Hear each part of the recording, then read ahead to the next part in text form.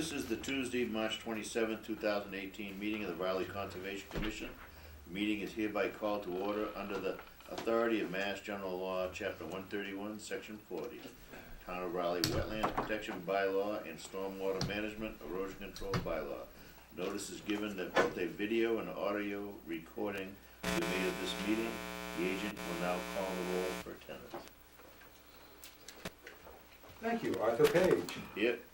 Kurt Turner. Here. Bob Garner. Here. Judy Keys. Here. Dan Schinick. Here. Sam Strife. Here. Howard Vogel. Here. We have a full house, Mr. Chairman. Okay, that starts us off with the first thing, which would be payroll and or vendor bills. We have a few of those, if I may. Request approval of the payroll.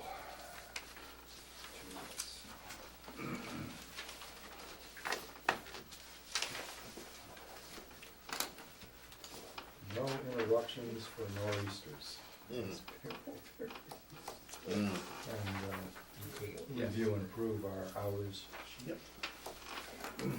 Maybe next meeting you can say no nor'easters, period. Need more time.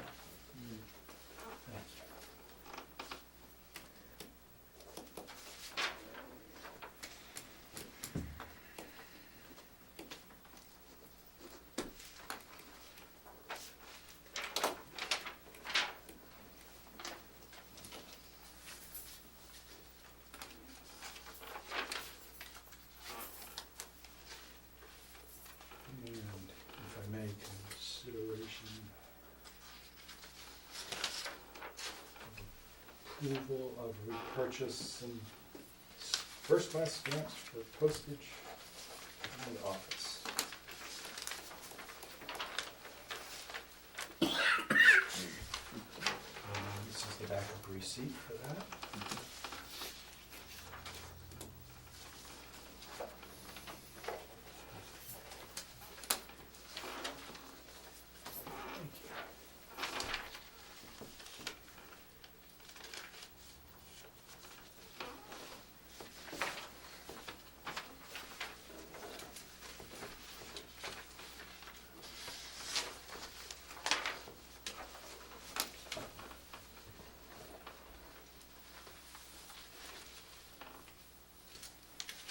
Thank you. And this is a request for reimbursement. This is the registration fee for my attendance Oh, at the good. MACC conference, and also some postage. This is from the NOI account. Postage for some permits mailed out.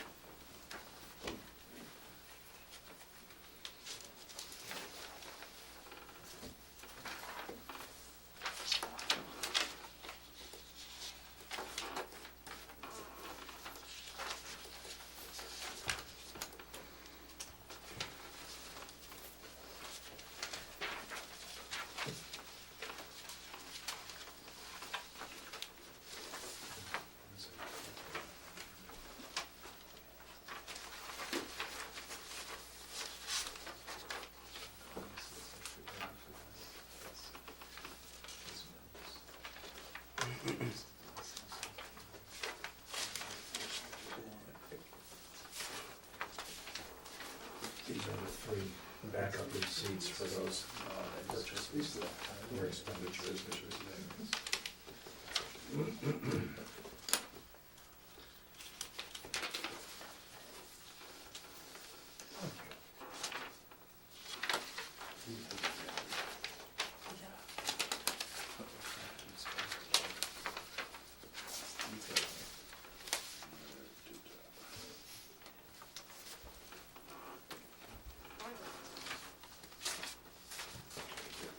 Okay, that takes care of the payroll and vendor bills. All right, that brings us to our next item, which is the minutes for the February 13th, 2018, March 6th, 2018, and October 1st, 2013. We'll do them one at a time. I noticed there was a couple of things mentioned to Kurt. Yes, Kurt's email's been corrected. It's been corrected. Yep. All right, so the first one is February 13th, 2018.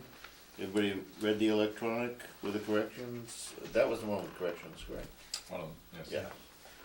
Okay, do I I have move to approve those as amended. a second? Second. All in favor? Aye. Okay. The next one is the March 6th, 2018. Did everyone have a chance to take a look at those? Yes. No changes. No changes as such? Do I hear a motion to accept those as presented? Second? Second. All in favor? Aye. Thank you very Very much. And then the October 1st, 2013. Everybody have a chance to review that in the electronic version? Any questions, changes, or One minor change that's already been made. which was made, yeah? I will move to approve as modified. Second? Second. All in favor? Aye? Aye. Excellent. Thank you very much.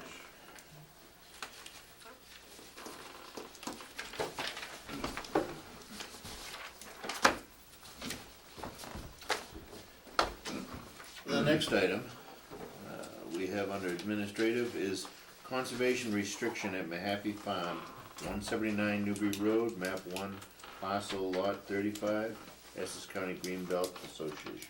I'm gonna request that we continue that. Yes. But I do wanna report on that, progress has been made in regards to this. We did have, site visit meeting and then meeting with the selectmen at their meeting where they voted and endorsed and approved, the revised plan. And at the site visit, we determined that there, was appropriate room for 4 vehicles to construct just straight pull-in parking. Minimal amount of grading that Greenbelt said their property folks are gonna take care of doing. Yep.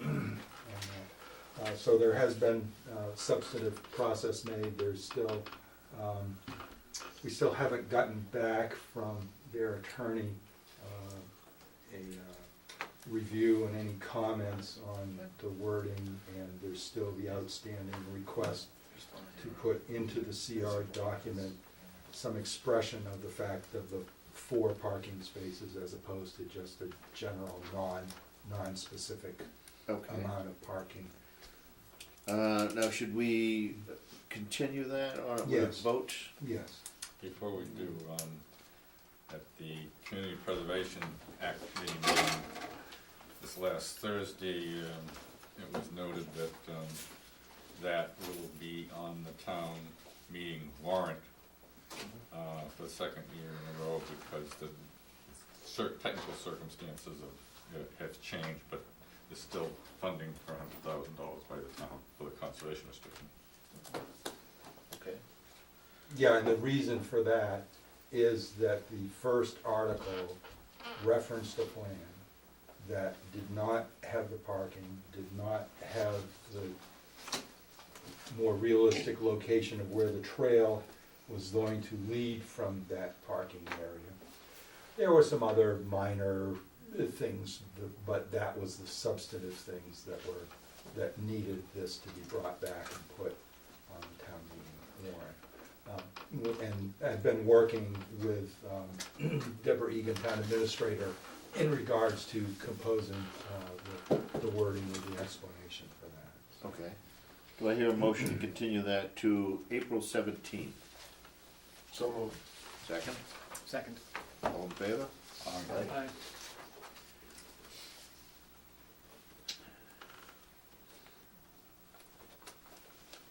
Well, Sandy's here, so we're a little early to get you out of here early, so. That brings us to our 7:45, which is an informal discussion of concept project at 420 Newburyport Turnpike, map 18, parcel lot 3, Sandy Pedigan of 420 Newburyport Turnpike LLC. What do you want me to display first, Mike? This one, I guess. I can put the boards up and you can display it up Gotta shrink it all. there. Yeah. This is just an orientation plan for the record. Mike DeRosa, DeRosa Environmental Charlie Ware from Meridian and Sandy Patchkin from Mississippi Bay Glass. This is just an orientation to give you a sense of what we're doing. Before, Charlie and I spent a lot of Sandy's money. We wanted to come in and talk to you about this this plan. The idea is was a detention basin here, an infiltration basin. We've already dealt with that. Sandy would like to get a little more You don't need laid out any space instructions here. in that, right? What? You know how to use that. Yes, right? I do. So we're looking to make some changes to a little wetland finger here, which doesn't show up on Oliver, but we did flag it. There's a little wetland finger that connects up into there. And then in exchange, we're going to do a fairly substantial restoration there. You can go to this one next, Brent. So this is oriented this way, the same as this is here. Okay. So this is that wetland finger. So we're looking to fill about 5,000 square feet there. And then in exchange for that, we would create upwards of 11,700 further up the drainage, so on this plan here. So it's a fairly extensive improvement. This is that driveway that came up behind. So the idea would be is we would take that all out and create wetlands here, a better wetland connection here and BVW, a large area here, and then another connection here. But this whole buffer zone would get restored as well, so this whole driveway goes away. Is that a stream? Intermittent stream, Yeah, yeah. intermittent. Oh, the river's here, yeah. This is a perennial stream there. Okay. Yeah, Which but is- there is one right here. Yeah, That's what, yeah. Yeah, we were Now, you're not proposing to remove this part of the driveway though, right? well, that's already been, I mean, the pavement's already been taken out, but we weren't proposing. Right, to- but we didn't ascertain as to whether there'd been any fill put there or not. Right, there doesn't appear to have been fill, in fact. So the Probably- surface topography on either side seems to match up? Yes. Okay, Yes. okay, Yeah. that's fine. But it's worth pointing out, I think was something that, is that we are, it looks like the crossings were here, actually, I'll probably point up to this. The crossings that were done when this driveway was put in were here, here, and here. What we're proposing is to continue and remove, because this is, in fact, this is where we stood, Brent. Right. Where we were looking at That this that slope is and that is saying, all fill. yeah, we Yeah. said, geez, we can pull this back. This one actually isn't fill. The fill was here and here. But what we were thinking. Well, of I doing wasn't was- referring to fill of a resource area per Yeah. se, Right, fill of the buffer zone, right, which right, under our bylaw is now considered a resource area. So you're right, proposing to restore a buffer zone as well as BVW. right. And exactly, but what we were thinking of doing was making this whole piece in here, so these would become like little islands, but making this all wetland as well. That's how you get to the 11,000, is by removing that fill and then removing actually down to and creating wetlands in these areas as well. Now, the reason why we think this is, that we think this is really, you know, ordinarily, I think when Sandy first came to us, we were like, you know, the idea of filling 5,000 square feet is usually not something we would entertain. But, you know, Sandy was persistent, got us out here and walked it, and the area where the proposed fill is, as Sandy mentioned, it's this little finger that reaches up, you know, behind his building number 1. What's not shown on this plan is actually another building right here. So the area all around this wetland is already developed, and it's way up as it shows on this as it shows on this plan. The real, you know, critical resource area, and this is the driveway we're talking about right here. This is Sandy's industrial park, and there's that finger that reaches up in here. And the real you know, undisturbed, that's the Batchelder Brook that runs down through here, and this is really a beautiful corridor of wildlife. This is just a finger that reaches up in there. And I'm not saying it's completely destitute of wildlife, but it's completely surrounded by the industrial park. With this area So down it's in more of a here- pass-through area. Yeah, As opposed to an area where things might actually exactly. stay in. So, but this area, the reason, and it's worth, you know, I was dubious as well until I really kind of walked it and got a sense of it. And Right side up, Joe. right side up. Trying to figure it out. Yeah, I know, I got it upside down now. But this, what I got the sense of is, this is the river here, and this is the whole wetland system that's connected to the river, and the stream comes down. When you stand here and you look around, you realize this is real valuable habitat. Any way we can, you know, we can take away, you know, this right now is cut off. This entire wetland system up in here is cut off by this. And the same thing happens there, it's cut off. Although we've done, you know, some cut throughs, but this would be a huge improvement in the wildlife corridors. And a lot of this is occurring within the riverfront area. I just look at it as, you know, it's a 2-to-1 replication, but it's also just a much better resource area. We'd be doing a huge improvement to an existing resource area. We already took a bunch of stuff out of here. Yeah. And the notion is that we didn't take enough. So really, I mean, this idea has evolved from swapping some land up in this finger Right. to getting better bang for the buck. I mean, if we're gonna spend money to replicate something, why don't we replicate something You're right. that's more valuable? And it would be real restoration too, because you're not only creating wildlife corridors, but wetland corridors as well. And you're putting back something that was, you know, that was broken up over time. And so it really is valuable restoration. Brent, Well, we started off by researching and looking at the original filing for that common driveway that went to the Graham and the Trudeau's. Right. And so we were able to, I mean, I actually have that, a scan in here, but we substantiated what the amount of BVW filling had been Yeah. in that area, so. the other thing is that what's there lends itself to easy removal.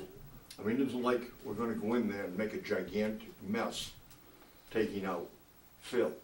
We can sit on the driveway that's there Back out. and back out with a We're going machine, out. just remove it as we go out. Is that mostly sand? It's Gravel. gravel. It's tailings. Really?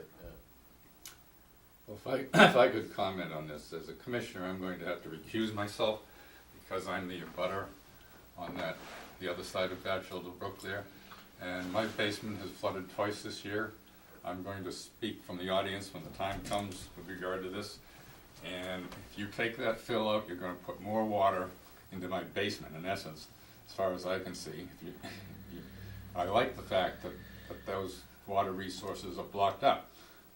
It's been a terrible flooding problem, and the beavers have compounded the problem. But unless you can tell me that you're not increasing the water flow into the Batchelder Brook, I have a serious problem with this. The water's going into the Batchelder Brook. But it's slower, Actually, more slowly. did you generate any figures on restoration of No, bordering I land mean, that subject would to be the flooding? next step. That's the next step. If the commission was open to this idea, then we would work, Charlie and I would work together on a Well, restoration plan and a In direct drainage plan. in direct response to what Commissioner Turner is saying, Right, we've got to respond that this project is going to involve the restoration and recreating of filled bordering land subject to flooding. we create floodplain. So actually, there's going to be more flood storage created by this project. Right, Yeah, so but it's- where? Where? opposite, Upstream right of where you you, want it, so- opposite your basement. But that needs, but Kurt needs to see the numbers that demonstrate I mean, if that. you can show me that you're gonna put in a detention or retention basins up there to hold that water back, then you probably persuade me, but, you know, you just take out those blockages and let them flow into the river, and that, then, you know, the groundwater table goes up every time we have serious rainfall, and Yeah. it goes into my basement. So the other thing by taking those out though is That- you're saying that you'll provide a plane that work and then back up. In other words, Right. you're assuming that, you don't know, but you'll figure this out. There's- You don't know how much water is flowing in, but the bottom line is when that river does flood, this may be a way to have backwaters create go back. backwater. through. Dissipate. There hasn't been anything that has been holding back the normal hydraulic flow That goes through of there. water in that watershed, so the use of the word blockage is terribly inappropriate in this. Those driveways had stream crossings, those stream crossings had unrestricted culverts that provided a hydraulic connection. So the water that fell on the ground has been going through those openings in that driveway. But what it lost was the associated wetlands and the bordering land subject to flooding next to those water courses where that fill for the driveway was placed. So, again, they can work up the details, but intuitively, there's the recreation of bordering land subject to flooding involved in this project. And so there actually should be a relief for an abutter whose property is on the direct opposite side of the water course, because this is going to release and recreate both wetlands and bordering land subject to flooding directly opposite. Yeah, we should create more storage upstream of Right. Kurt and Weathersfield Road generally. And you are by the fact that where that major crossing Right. is upstream opposite right. from his residence. That's There right. can't be much elevation difference. No.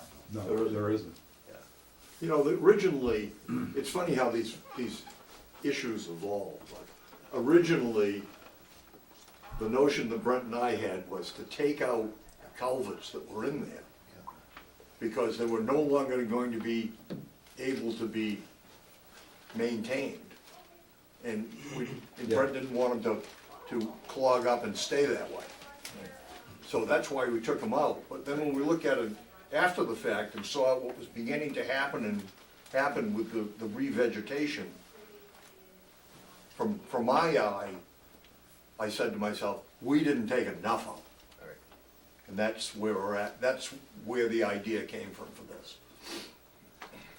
We can look at the hydrology in this, Kurt, and, you know, and documents whether or not we think there's any larger volume of water that's down there, or it's you know, it certainly is a complicated, you know, the headwaters of Batchelder reach all the way back to Coughlin's project. Right. It goes all the way back to there. So we can take a look at this. The two areas that we're talking about that are crossing that wetland, and they've actually, there's a very, very large, I think it's a 48-inch culvert, which is right here. And this one is already, this is already open. There was a 12-inch line there, and this, it's just a small opening now. But I think that I think that's correct, is that this is probably acting more of as a dam to keep, you know, right now if we open that up, water that's coming down from, you know, almost from Ipswich would have the ability to flood up into this area. I think right now it's being dammed. The volume of water that's coming down off of these two areas is actually off of two very small drainage areas. But we can document that and get that into whatever filing card. You can look at it for yourself and make a decision, but Yeah. I appreciate your input on that. So would the commission be open to something like this for us to go ahead and develop a more detailed engineered plan and, I would, yeah? And I think that would help with, you know, It Kurt's thought on this. So do we gonna, This is just an informal Yeah, discussion. does They're it require a just- vote? We but just does wanna. anybody else have a problem? Yeah, we we should look into it. Yeah, look into it, we'll be able to tell a lot more. We get some concrete numbers. I just didn't wanna spend a whole bunch of money if it was out of the question. I hear you. Now, it's And it also is- gotta be said here now, under our wetlands bylaw, the buffer zone is a resource area. Right. So, where's the magic wand? Oh, here it is. So this area, this peninsula or fingerling of forested wetlands is surrounded by undeveloped buffer zone, which is also considered a resource area. So you folks are also going to need to quantify Compensate, and yeah. qualify that in terms of, because we're gonna be looking at that as the loss of that buffer zone, Yep. as well as the loss of the BVW. And so that needs to be expressed in the metrics for the proposed restoration. To Understood. at least show that we're hopefully not losing everything that pre-existed. But your argument about the fact how that's kind of surrounded by circled the wagons of your commercial development, you know, does obviously have some legitimacy for how that functions, at least in the terms of wildlife habitat. The hydrology goes in and works that, so that wetlands also does absorb water and acts as a control or slowing down the water making its way into further upstream on Batchelder Brook before it goes and visits Kurt's basement. So why do you wanna fill this in the first place? To create more of a laydown area. We've More already- storage area. More storage areas, yeah. No, just one. For trailers mostly, right? Mostly trailers. There's a couple of big detention ponds there. Yeah. That we have a Yeah. order of Commission conditions. just to- approved. That's what I thought, Yeah, Yeah. to cover. yeah. That is kind of making its way forward, waiting for the snow to go and things like that. But then we're looking at the area and saying, if we could get a little bit more, we could make that much more productive. And then the thought was that, well, maybe we'll go down alongside the finger and try to make the finger bigger. But that was kind of ruled out because we would be We'd be taking down taking down trees. mature canopy to create wetland, where we had this impaired wetland area already. So let's fix what's broken first before we start taking down. The other piece of this, why we're here, obviously, is the Conservation Commission owns this land. This is land that Yeah. Sandy has donated to you folks, so you're actually the owner of the land as well. So not only do you have control over it as the Conservation Commission, but you also would have to approve it as the landowner. Yeah. So we've also got to investigate whether in fact this, you know, what we possibly, again, if the commission is amenable to this moving forward, we are going, well, your staff is going to have to do some outreach to town council more than likely to find out what the mechanism is for possibly doing this. Unless we have some per diem attorneys here. Well, I'm not an attorney, but I'm not unfamiliar with the law. One question I would have is whether what you're proposing along Batchelder Brook violates the terms of your gift to the town. And I'm going to be reading that language to an eye towards that. Well, I can't speak to that. I haven't read it lately, but I don't think it violates the terms. I don't think were much in the way of terms, but we can certainly explore that. Well, technically, you would be doing work for us. Would be donating work to the You're town. donating work. to It's the no town. different than volunteers coming in and making trails at the Dodge Reservation, right? I mean, Yeah. that's basically what it gets down to. There's a little degree of There's a degree of- difference here with. Yeah, but I'm just saying, Yeah. basically, they're doing work on our Right. land. Right. But again, it would need to be appropriately permitted. Sure, And totally. it needs to be appropriately vetted. And that property at their initiation did have some restrictions tied to it that were codified Yeah, in the terms deed of- when it was transferred. as well as the fact that the commission, as stewards of land and natural resources for the town of Rowley and all its citizens, also appropriately vet the project and make sure that the project is purely in keeping with the stewardship responsibilities of that property, and that it is enhancing the natural resource values and the environmental qualities of that property. I mean, the good news here again is that this has been based on the documentation from the permitting for the original construction of that common driveway, which showed the impacted resource areas that they had to get an order of conditions from at the time. So it is documented that there were, prior to development activities, regulated wetland resource areas there that were impacted. So Brent and I, tomorrow morning, are gonna read our individual copies of the deed. No, but I think we got what we wanted. Yeah, we do. You know, we don't wanna, Unless Take up any more unless time. your figures come back that it looks Yeah. like, you know, Yeah. we're not gonna. we'll go back, we'll raise do Kurt's some more house. homework, Yeah. we'll talk with Brent, and then we'll make a decision. Unless you modify your proposal with an indoor pool for Kirk's basement. Yeah. Thank you, everyone. Thank you. Thank you. Good night. Good night, Mark. Might as well take over. Save it for the next meeting. You want me to just read that next one, or is there? I can put the file here. This was just orienting myself.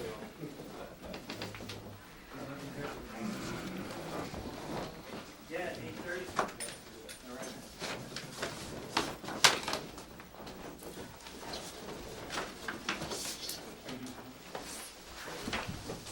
Are you on one? Okay, this brings us to our 8 p.m. This is a legal notice of Raleigh Conservation Commission in accordance to the Wetlands Protection Act, Mass General Law 131, Section 40, as amended, and the Town of Raleigh Wetlands Protection Bylaw. Public meeting will be held on Tuesday, March 27, 2018, 8 p.m., Room 1 of Town Hall Annex at 39 Central Street, to consider the request of a determination of applicability application filed by Mark Bixby, Raleigh Municipal Lighting Plant, for proposed replacement of 4 utility poles carrying power lines possibly within salt marsh land subject to coastal storm flowage, AEC, and 200 feet riverfront area of the Rowley River, owned by Pearlie Marina Trust at 121 Warehouse Lane, map 26, parcel lot 7 of Rowley. Go ahead, Mark.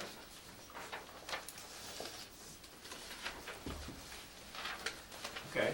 What kind of equipment you got? Explain your project. Uh, Start off with the So- basics about, and so, I'll, let me about bring a up. month ago, we had a double high tide. Yeah. And, with it, a couple of poles went over with, the ice moving on the marsh. So we need to replace those 2 poles, and while we're at it, we'd like to replace, all 4 of these poles. So these are the 2 that are broken right now, laying on the marsh. And these are the other 2 that we would like to, move my picture. What are We you gonna said use? broken pole on the marsh, so I Okay. wanted to show the broken Alright. pole on. What are you gonna use for equipment on that? There we go. Mr. Colby, Sorry.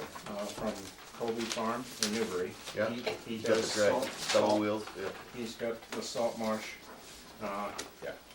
tractors, with double wheels, and he does salt marsh haying with these, and, so, we're gonna work with him.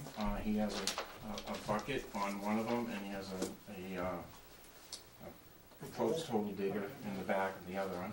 So we'll be able to dig the hole, and then the bucket will end up bringing the pole out to the location and using the bucket to actually lift the pole up and then kick it into the hole. I've seen you guys do your magic. So, and that's, Yeah.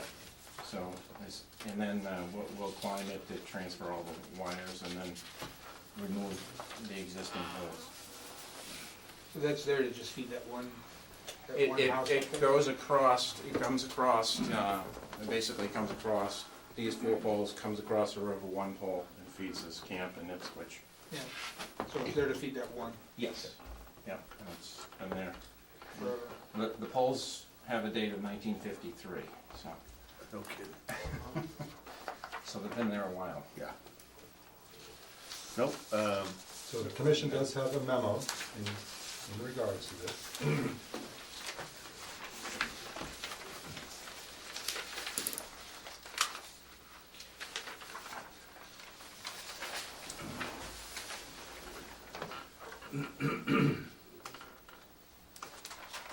Well, while people are looking at that, I'd like to commend the Lake Department for going through all the appropriate steps to come before us. There's a lot of people in town, not a lot, some people in town, some town departments in town don't always do that and don't jump to the appropriate steps with regard to the jurisdiction of the Conservation Commission. I think you've done a fabulous job of that. Thank you. We have a very good working relationship. I hear from Mark whenever we have a question about trimming and certain leaning trees in wetland resource areas, et cetera, that need attention to. We try to respond very promptly. okay, everybody take a look at the memos? I have no problems whatsoever with them or the people that are gonna be doing the work. They're very familiar with the marshland. Does anybody have any questions? That wire's down now, huh? It's still attached to the poles that are down, yes. Power's off. And, yeah, the power's been off for a while, and the wire that, one of the wires that go across the river is at that last pole, so we'll have to re-string it across the river at some point. Is the river navigable up there, Mike? Oh, yeah. Oh, yeah, Yeah. Hasn't prevented boats and... Well, not this time of year. well, it gets shallow, Green has it bad. low tide. Well, you can see all the No, marina that's floats quite a ways almost Yeah, up to but that it point. gets shallow, so. if you take your, I mean, put our That's boat in there. all the Okay. floats and slips for his dockage. I don't see any problem with this. Anybody else? So the recommendation is for the commission to consider issuing a negative determination, option number 2, and option number 6. Do I hear such a motion? So moved. Second? Second. All in favor? Aye. Great job doing the storms, by the way. Thank you. You guys are fantastic. As a relatively new resident, you guys are unbelievable. Now, how's, If we could only get No. National Grid to Yeah, keep us exactly. on. Now we need Can't one ever more forget. consideration. So returning to this detail, in order to navigate and cross the narrowest mosquito control ditches and also not try to go across one of the fairly major salt marsh creeks that's in the area, they need to have permission in order to cross a couple of parcels that are not in the ownership of Pearlie's Marina. One of those parcels is under the custody and care of the Conservation Commission because it's the salt marsh associated with Brad Street Farm Conservation Area. So if the commissioners would consider possibly granting that permission to the Raleigh Lake Department, utilizing the procedures that have already been discussed. They have submitted a letter requesting that permission. They have also gathered, at least we've got one written permission, We've got right? one written And we've got a permission. verbal one that you're waiting to get Yeah. What, from the other butters or from, yeah, the well, you gotta go two, down the railroad, right? two other property owners. No, not on this one. How you getting it? We will access from the marina about where the dumpster is right now. Yeah, Chris is gonna move the dumpster. and pulls then- out the dumpster, see, they go in here, and they go all the way down over to here. Well, that tractor can go over half Yeah. of the ditches anyways, there's no He problem. uses, You just go right over. This is where he's, he this is actually where he's uses gone when he's done locust something like planks and places those over the creek. Yeah. To drive the tractors over, so Right. you put them down, then you go over, and then you pick them up and go to the next creek.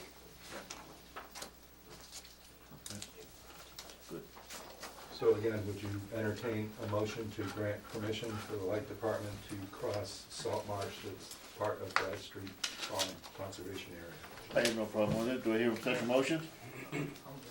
Second. All in favor? Aye.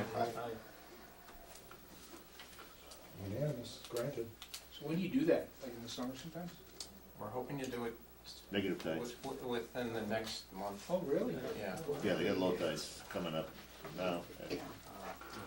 Yeah, we'll watch how high the tides are. Yeah. Not get stuck out there.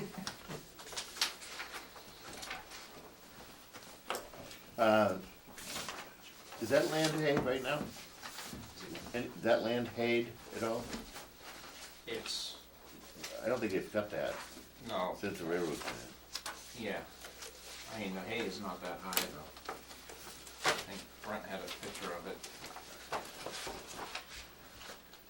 from yesterday, right? With the docks that Yeah. are out there. Yeah, I mean, it's not that Yeah. high. yeah, Chris Purley was gonna try to find out whose floats those were. And I think that was a recent high tide too, because they weren't there a week or so ago. Things float. When they aren't tied down, they move. You're all set, I'll send your paperwork to you. Okay, great. Thank you very much. Yep. Take care, man.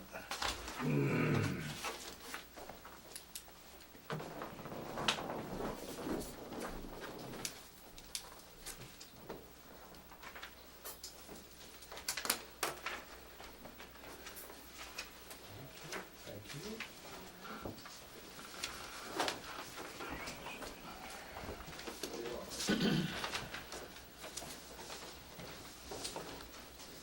So, next item, you could read the legal notice. Yes. Okay, this is a legal notice, Raleigh Conservation Commission, in accordance with the Wetlands Protection Act. Mass General Law 131, Section 40 as amended, and the Town of Raleigh Wetlands Protection Bylaw. A public meeting will be held on Tuesday, March 27, 2018, at 8:15, Room 1, Town Hall Annex, 39 Central Street, to consider the abbreviated notice of resource area delineated application filed by William Herrick, Lucia Herrick Realty Trust for the identification of regulated wetland resource areas, 699 Havel Street, map 8, parcel 27 in Raleigh, Mass. And Mr. Chairman, we have received a request for a continuance from wetlands consultant, Bill Manuel, regards, and Alright, let me we've just been read it. monitoring the site conditions, and the snow depth has not allowed us to perform the field review. So we can put this as a, to go on the next meeting, I would think? Yes. Okay. Do I hear such a motion to continue the 699 Havel Street? So moved. Second? Second. All in favor? Aye.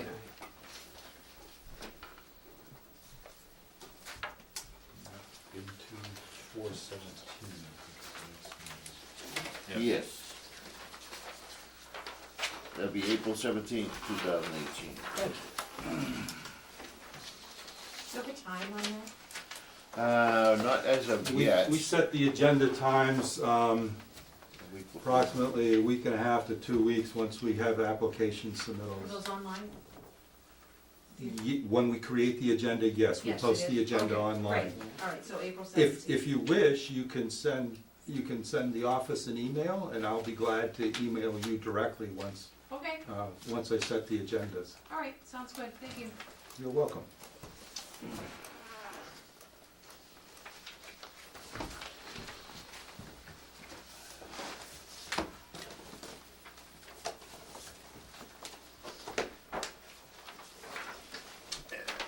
Okay. We're a little bit ahead of schedule, but I believe the same people are here for this one. This is a legal notice, Raleigh Conservation Commission, in accordance with the Wetland Protection Act. Mass General Law 131, Section 40, as amended by the Town of Raleigh Wetlands Protection Bylaw. Public meeting will be held on Tuesday, March 27, 2018, at 8:30 PM, Room 1, Town Hall Annex at 39 Central Street, to consider an abbreviated notice of resource area delineation application filed by William Herrick, Lucia Herrick Realty Trust for the identification of regulated wetland resource area at 548 Weathersfield Street, map 11, parcel lot 4 in Rowley.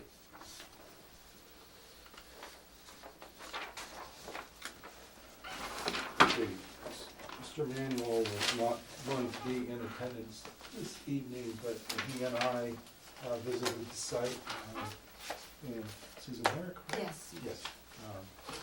Is here. So I did not have an opportunity to prepare a written memo, but I have all the appropriate comments. So we did want to start off. Let's see, is this showing up okay?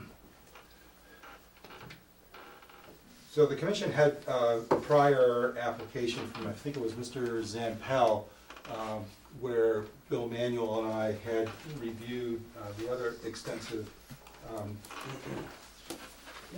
just to orient everybody, Weathersfield Street, the farm road and the bridge crossing over the Mill River. So we have wetland resource areas associated on either side of the Mill River complex. Then we come up into the area of the hayfield, and there's wet meadow in the hayfield. This was reviewed when we had the request to determine applicability for gaining access to do soil testing in this portion. At that same time, Mr. Manuel and I had gone over all the serpentine and circuitous and closed circles and everything else of forested bordering vegetated wetland on the property. So we recently just needed to revisit, let's see if I get back to it now.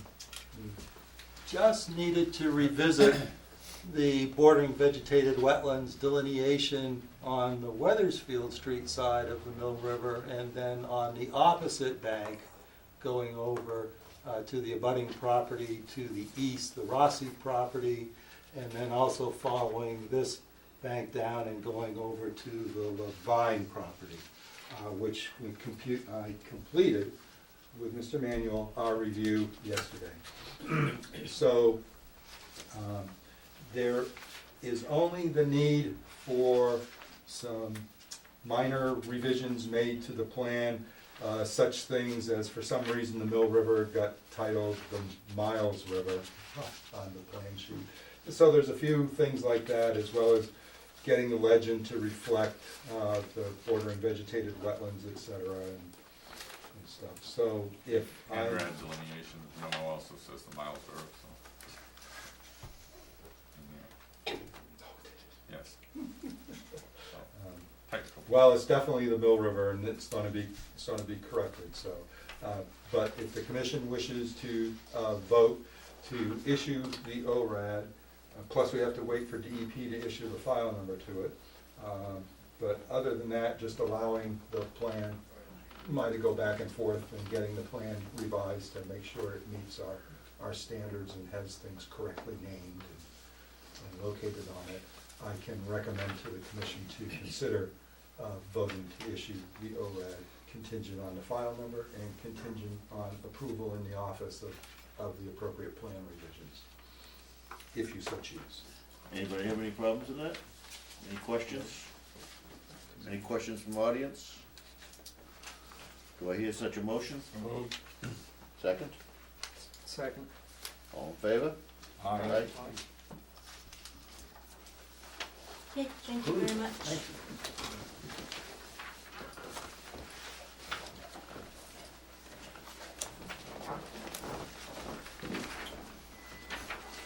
This is a funny form from DEP, so it's got, for whatever reason, all that little labeling for where you sign instead of just straight lines, so feel free to write over the little labeling there. Thank you.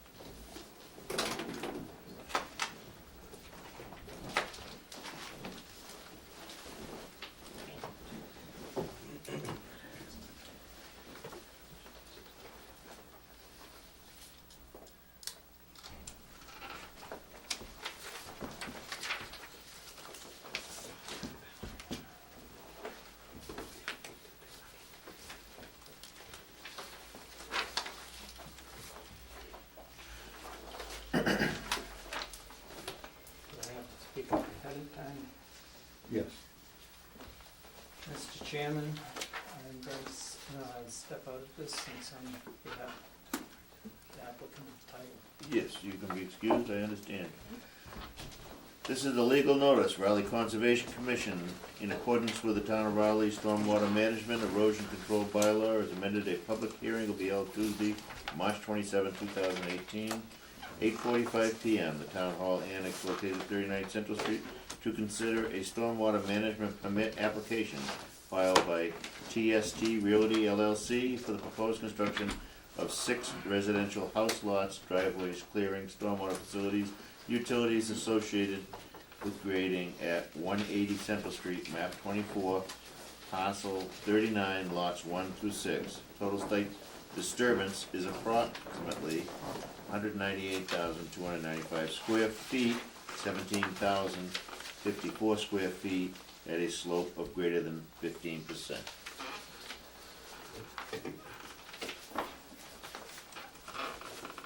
Go ahead. Someone here representing the applicant to address the commission? Yes, at the moment anyway, we are expecting our engineer. My name's Tony Franciosa. Phil Christensen should be here momentarily. I know the agenda stated. We're a little bit, yeah. We're a little bit ahead, so I would imagine he'd be right behind us. But I can give you a brief overview of the project. As you see, there are 6 A&R lots, predominantly along Bennett Hill Road. The only buffer zone that we are looking at is up in the left-hand corner of the property up Bennett Hill.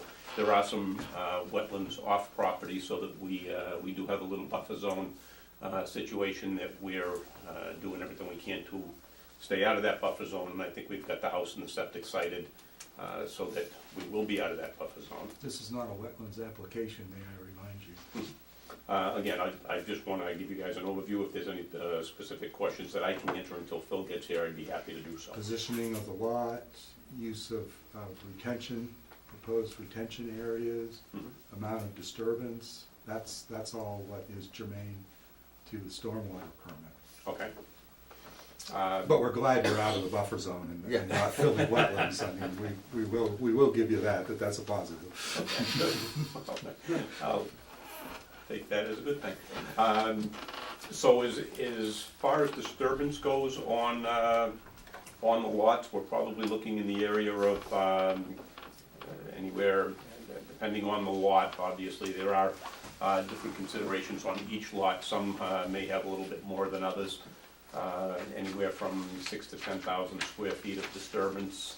Maybe on a couple of them that you see some of the grading predominantly up here where lots 2 and 3, we've got that little bit of a knoll in the back that we may need to bring down a little bit to facilitate some draining and, make. All right, good, that answers the question, because we assume, looking at the plan, the scalloping is labeled as indicative of where the edge of we assume the existing natural vegetation, the woods and stuff is going to be left and not disturbed. So it was a topic of my review on the site today with TJ as to why these folks were blessed with so much more cleared backyard than anybody else was. He didn't know if they were raising a soccer team or something there, that you needed to give them more open space. No, I think predominantly what our goal is to try to, especially along Central Street, is to maintain as much of that natural streetscape as possible. There are some nice mature trees out there that we're going to do our best to kind of work around and maintain some of the natural vegetation, or as much of the natural vegetation as we can. Obviously, we've got driveways, houses, septic systems, and now some of the drainage stuff that we need to put in there, so it does kind of tie our hands in or some way, stretch, or form. But again, if there are some mature trees that we could leave, we'd like to leave those. That knoll, again, will be kind of taken down. I'm sure we're going to need that to, just make the lay of the land tie in nicely. Backfilling houses, backfilling septic systems and things along those lines. Phil's here, I'm gonna let him take over unless you guys have a specific question for me while I'm standing here. You did very good. All right, thank you. Yep. So, okay, Phil, he Started early. All right, you're almost done. He You owe me. promised us that the detention areas were all going to have mallards in them in the spring. That's right, and some salamanders as well, if that's what you need. But, I know, as you know, we did the stormwater management report, you have all the calculations in there, for. Introduce yourself to Oh, the commission. sorry. I know you because you and I interact in Haverhill quite a bit. Yes, Philip Christensen, engineer for the applicant from the Moore and Cameron Group. So, and I guess as Tony's mentioned to you, you know, it's 6 lots. We've, in the process of designing the septic system, that's almost finished, but we did lay it out. This is where the septics, we intend to put the septic systems as well as the houses. I did have a colored print, maybe it's a little bit easier to look at, but the green area on that plan is the area that will not be disturbed. The kind of yellowish brown are the houses, and the septic systems is shown here. And we will have, on one of the houses, on lot 1, we'll have roof infiltrators that take care of the stormwater from that house. The other lots will have infiltration in the basins that are put in the front of the properties. Which one is lot 1, Phil? Off, The one that actually has the frontage Wait on to Central the- Street, or no, on or no, Bennett- one all the Bennett way Hill up Road, on right. Bennett Hill, okay. yeah. And pretty straightforward from our point of view, but we do have notes in there regarding erosion and sedimentation control and things like that, so. Here to answer any questions, or? Usually at this point, we turn it over to, Well, actually, the first Yeah. thing we might as well broach the subject is the fact that this board is the only board that is seeing this project application. So normally, in order to accomplish a third-party technical review, we utilize the process where a lot of these projects go before the planning board. This one is not going to be one of them. So right now, I have initiated inquiries to 3 different firms to get quotes for doing the stormwater review on this project. I have not gotten quotes back yet, and possibly looking at maybe not having all 3 of them until the 1st of next week. So I would, first off, we need to alert the applicant to that, because the review cannot be initiated until we receive the funds. I want to know from the commission if it is okay to proceed with, I've solicited from firms that, to my knowledge and reputation with them, they're all eminently qualified to perform such a review.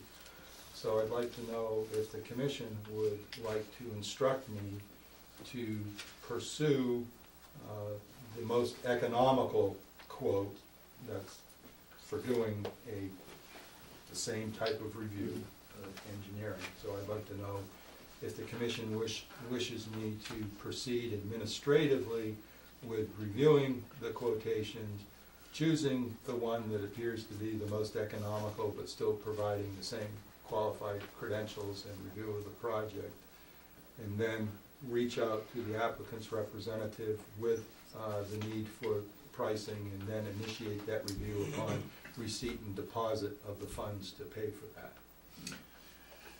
I have no problem with that. Anybody else have any questions or problems with that? This is typically how you've done it before, right? Mm-hmm. The few times that we We've have had, had or to we do the lead, this, are the yes. lead because of the, Yes. we're the only I mean, one of the firms I reached out to is H.L. Graham Associates that does the review lot. for the planning board, so it's not like I'm, Yeah, yeah, out there reaching in the air. seeking firms that haven't done this. Yeah, we did, by the way, just, we gave a set of plans to Larry's office. Yes. Who were the other 2 firms? Horsley and Witten, and also Green International. Don't know Green. Now, you know Peter Richardson, who sat Oh, on the yeah, Naval sure. Conservation Commission with me. Okay, he works for Green, all right. All right, we have no, it appears we have no problem with that. We will definitely go in that. So is that amenable to you? Yeah, and, would we get to choose once the, you get the prices in from the, No, we pick. we choose the firm that we believe is qualified, and as I just discussed with the commission, we're going to go for the low bid in this regards. So, but we're gonna have to go by whatever they submit. So the reason for reaching out to 3 different firms is so that hopefully we achieve whatever is the, competitive rate out there. okay. If I could just interject, the one thing that I would like to get some type of feel of with the firms, if the lowest price comes in and he's gonna tell us it's gonna take 6 weeks to review, but I wanna make sure that we have some latitude in that, because time is of the essence in the agreement, and I wanna make sure that we get this done as quickly as possible. And because I wouldn't, I don't know what the board's flavor is on a conditional approval, based on, an acceptable review. I don't know if that's something that would, that you folks have had the opportunity to look at. We never approve a project without it having been reviewed by some qualified third-party firm. I see, okay. Like I said, normally, we piggyback or dovetail, whatever type of adjective you want to use, on the planning board process, I see. figuring there's no need for us to hire a separate third-party peer reviewer for the ConCom when the planning board already has a qualified technical reviewer looking at the same project. In this situation where you aren't going that route though, Right. we still need to obtain that expertise because I do not have the engineering expertise to conduct the review that needs to be done for the stormwater bylaw. Okay. In response to what he just said, I think that if we have 2 quotes that are very close, and one is going to be significantly longer before they can get to it, I think we might wanna consider not going with it. Well, I'm gonna come back, because again, my assumption is that I'm gonna get 3 quotes, and I'm also gonna get 3, should be similar Schedules. timeframes for doing it. The project is not exceedingly complicated.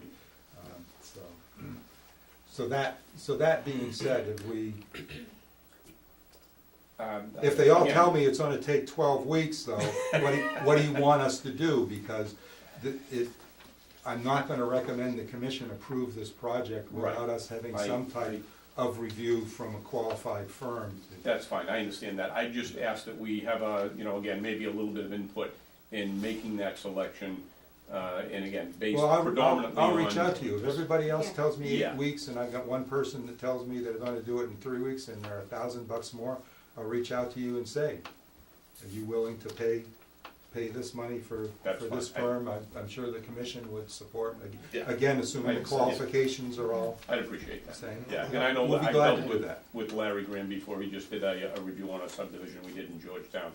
Yeah. And Larry seems to, be pretty, flexible from a timing standpoint, Yeah. and, so, again, if.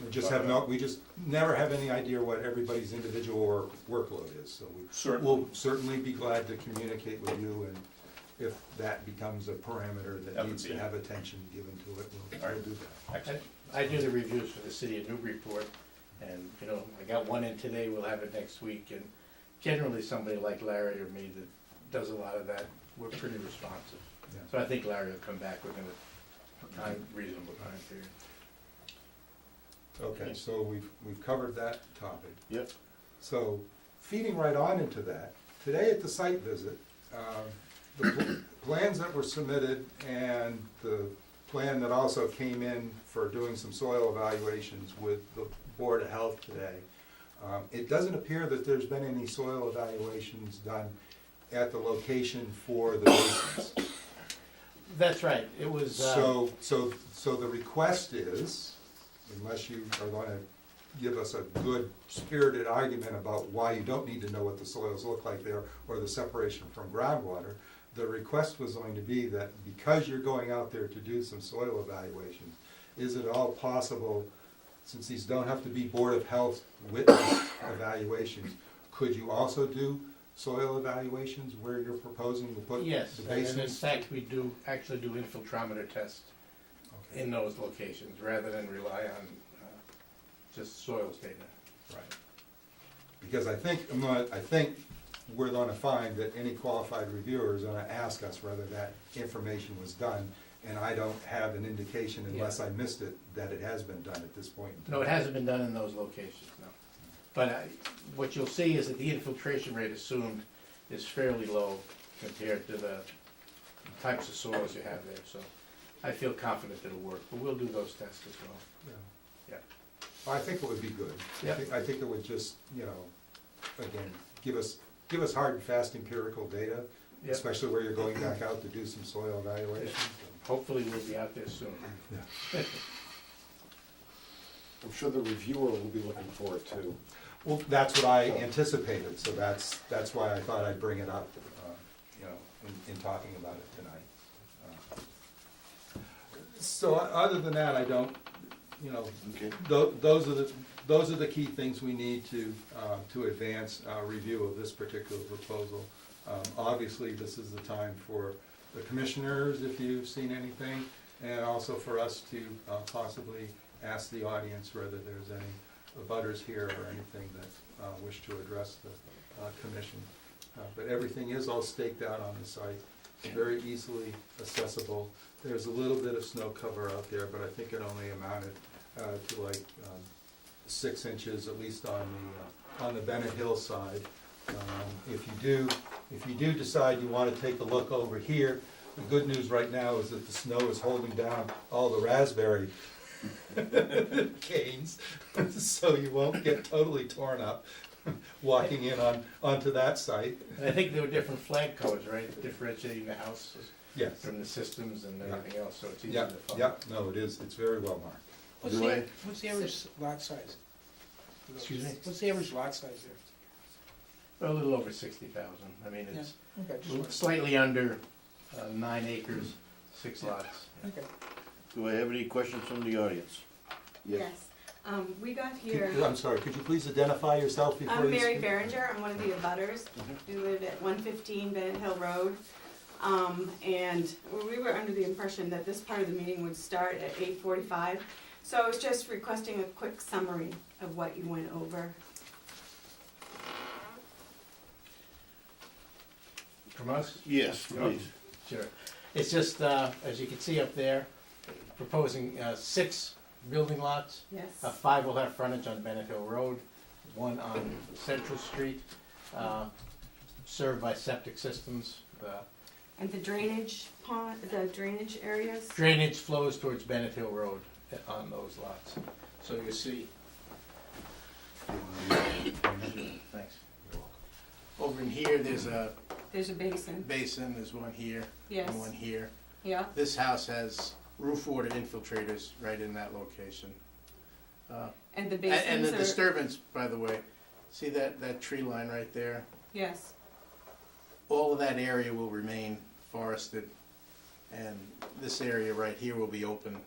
But as I showed in this drawing, which, excuse me, yeah. It's, that being Bennett Hill Road here, this Yes. is upside down compared to that, but all of that will remain forested. So, but there's still quite a slope there, and I'm just curious about the basins, they're about 2 feet deep, is that what Yeah. they are? And how do they work? Water flows into them and infiltrates into the ground. Are they rock? Do they have rocks in them, or what do they look like? It just, Are they just grassy? yeah, you put in a combination of a sandy loam, basically, so that the water can go through it. And they have to empty out within 72 hours of a storm. Is the idea that there's vegetation in them, or is it rocks? When you? Oh, it's vegetation. Yeah. And that will drain to the drainage that we have at the bottom of the street there, That will just drain into the ground there. into the groundwater? Right. So what we did was, there's a whole set of calculations that are submitted that show what the present rate of flow off the property is and what it will be after the project.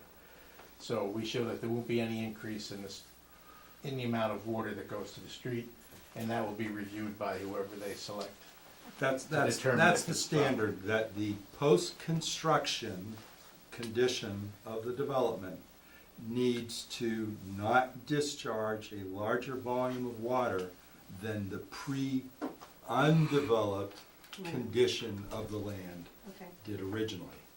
So, in a sense, they're held to the standard of maintaining an equilibrium, that they don't introduce a bunch of impervious surfaces or surfaces that don't infiltrate as well, hence the utilization of those retention infiltration basins, because maintained lawn, cleared area usually does shed more stormwater runoff, and so the basins collect that and allow that to infiltrate in the ground, keeping it from discharging Onto to the Bennett street. Hill Road. So how is that handled with respect to the driveways? Sorry, your name, sir? Mark Behringer, Mr. Mary's wife, 115. So how, How is that handled with respect to the driveways? I mean, they're basically conduits that allow the water to go right down to the street. Well, It got to do with the grading and directing the grading from the driveways Into towards the those basin- areas, into the right? basins. yeah. And Or- again, that's what their consultant will look at, is if in fact the way the plan's put together allows that to happen, or if the lines are drawn wrong, it's not gonna happen, but he'll confirm that. That's the way we'll control the stormwater flow. Just bring up the question as to why you chose only lot one to have roof runoff infiltrators. Why didn't you do roof infiltration with the other? So it has to do with configuration and how much room you have to work with, and it's just a lot of variables on there, where the septic systems are with respect to the infiltration areas. All of that stuff Okay. factors into it, so you kind of balance things off. I got a question up back here. No, go ahead. I have several questions. I'm learning, so. Your name? Identify yourself. My name is Chris, I'm at 187 Central Street. And as I'm looking at, this is oriented different than the stuff in the packet as well. You have runoff coming down towards Central Street on, I guess it would be the north edge. That looks like today it's utilizing an existing culvert that goes under the road and across to brook between There is my a culvert. property and the adjoining property. Is the expectation that there'll be any changes to that? It appears there's already been an increase over the last, I don't know, I've only recently purchased it, but there's mature plants that don't like water, and they're suffering, so it looks like there's already been an increase in the amount of water there. I don't think much more would be Or yeah, desired. what happens too is, streams aren't maintained, and then the levels of water get deeper and deeper, and the upland dies. Now, on that particular lot, we're directing, there's a little stormwater area down front, right here. Yeah. Okay. And that, there's a culvert right at that location in the catch basin. This is an area we're not developing at all, and what we intend to do is that with this, to decrease the rate of runoff from the site, or at least maintain existing levels. So your intention is for the shed to head towards your location as opposed to Well, fill into that existing one that goes across? It flows this, right now, the land, like even if you come down here, this flows to Central Street, Yeah. right through here. This is pretty much going in this direction, but we've graded it such that the water will flow down to this pond and off the driveway flow into that pond. So, we think that'll be able to maintain flows at existing levels. And that's the only part of the site that flows there, it's just that one lot. And my understanding with these locations that you're directing to, they require, I guess, twice a year maintenance and reviews. Do we have Yes. any understanding as to how that will occur, especially a decade from now as no one's thinking about it? Well, part of the order of conditions that'll come from the board here, and what we've submitted is a maintenance program that has to be followed by the homeowners, and the decision from the board gets included in the deed, and they have to follow up with it. And the board would then be responsible for making sure that that's enforced? I see, okay. And with regards to the amount of watershed we're looking at, it's obviously been an interesting year. It looks like you reviewed up to a 50-year. I know a lot of the areas seem to be experiencing 100-year waters. is there a consideration towards that thought as well? Well, I don't know what you mean when you say people have had 100-year waters, I don't know what that, Storm events. I don't think we, Red, we had one? I don't know if we think had so. one specifically rallied, but certainly they're in. Not recently at all, no. A 100-year storm event now and that we use for calculations is 9 inches in 24 hours, and if, just think back, we haven't had any kind of storms like that. I mean, our storms. Did you, Yeah, it's. Phil, did you use the precipitation rates from the NOAA Atlas 14 Yes. in your calculations? So That's about 9 inches. the commission already requires the use of more, depending on what adjective you want to use, more recently generated precipitation data or more reflective of the data set of precipitation levels that have been experienced in the area instead of the standard TR 55, 40. TR 40 type calculations to capture some of the increased levels of precipitation. I think instead of, what is it, 6 1/4 or something? It's about what it was in the 7 past. 1/4 or something Now like it's that. almost has to be 9 used. now, Yeah, yeah. yeah. So we try to attempt to guide them in their engineering review to use those parameters for how they treat the projects, with the recognition that there's been heavier rainfalls have been experienced in the North Shore area. So Yeah, I just recall it mentioning the 50, not 100, okay. And the colored map is actually fantastic, and it looks like you do plan to, from that, not maintain anything on the central street in front of that lot 1. Or, sorry, that's not lot 1, that's Lot 6, I think. lot 2. At least on this map. Over here? Yeah, no, where is central on that? Central's right here. Yep, so lot 2, which is that one your finger's on right now, or at least according to this map. Yeah.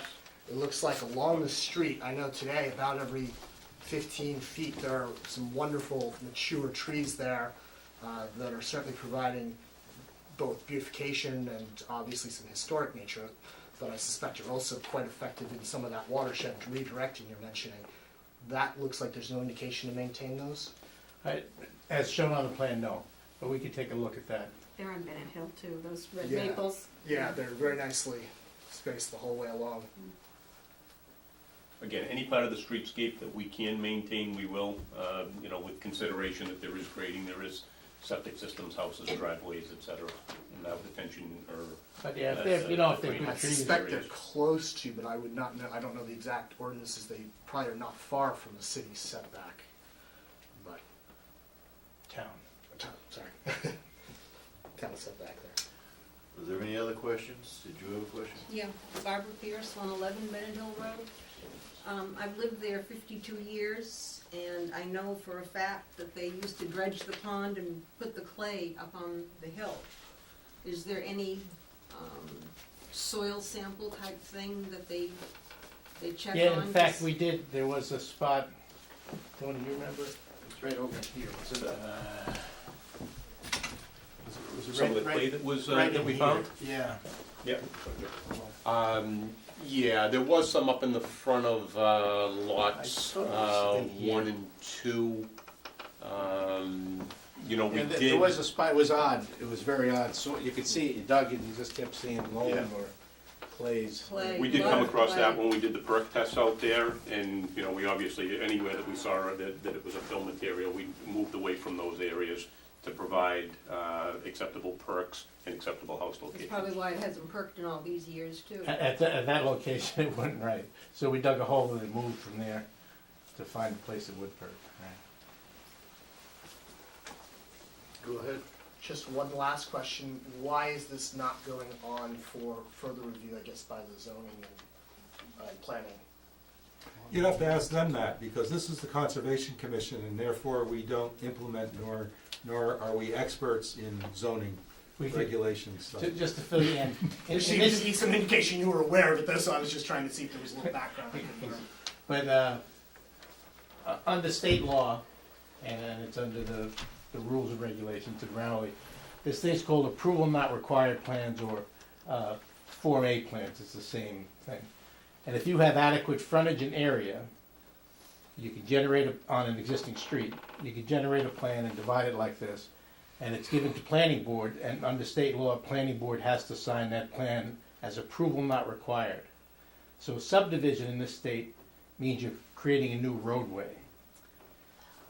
Okay, so if you have an existing roadway and you have adequate frontage and adequate area, then you're allowed to create a lot. And this goes back to prior to zoning. It was to protect landowners' rights originally, so that they'd had the right to develop their land. And it doesn't fall under subdivision control, therefore there's no planning board involved. You submit the plan to planning board, but they sign the plan as approval not required, so it could be filed in the registry, so the registry knows it's not a subdivision as such. And other than that, until this stormwater management rule went into effect, is it just the last couple of years? I don't know, but 2007. 2007. But before that, and a lot of towns don't have this, or they've just put them in recent years, there would have been no review at all, because we're not in conservation jurisdiction here. There's no wetlands on site. They just would have gone ahead and built it. But now with It's new requirements from the Clean Water Act under the Right. National Pollution Elimination Discharge, whatever, Right. NPDES. somehow it relates to the Rivers and Harbors Act of 1899 in some bizarre way, but there it is. Well, it isn't the bizarre way. The reality is that as the United States has made an effort to see that the waters of the U.S. are clean, drinkable, fishable, and swimmable, they realize that after taking care of the direct discharges from factories and from manufacturing or whatever, and junkyards and stuff, they found that the rivers and streams were not becoming as clear and clean as they wanted, and they had to look at what the sources was, and they found that construction, earth disturbance, through kind of poor site management, poor management of sediments, roadways that directly with the runoff from brake linings wearing down, rubber wearing down off of tires, dripping of hydrocarbons onto the roadways, those all became identifiable sources of pollution going into the rivers and streams and waters of the U.S. And so now there's this effort to focus attention on what's been identified as other activities that could possibly contribute if they aren't conducted and managed in an appropriate manner. So this is an attempt to appropriately manage activities that could have a detrimental impact to the waters of the U.S. And we also have to file with the federal government. So anybody that disturbs more than an acre of land has to file with the federal government. So it gets filed as an NPDES permit, National Pollution Discharge Elimination System. So we get through here, we'll file that, and then the stormwater pollution prevention plan gets filed with that.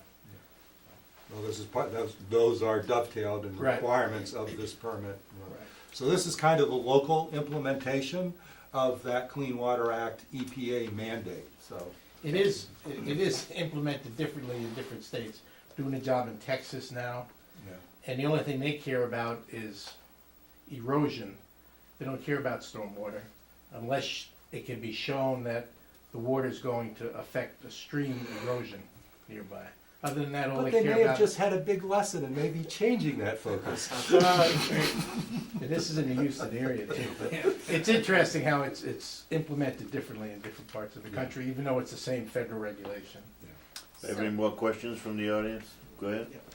Jeff Hurd, I live at 188 Central Street. I've been there for about 30 years or so, and know the Strife family. In fact, Sam's mom lived right down the road across the street very well.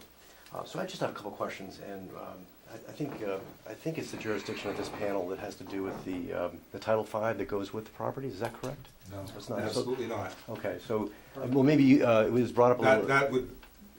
That would be Board of Health, because they have a separate rules and regulations as well as local rules and regulations, as well as the state mandated ones through Title V. So that is handled by the Board of Health. I see.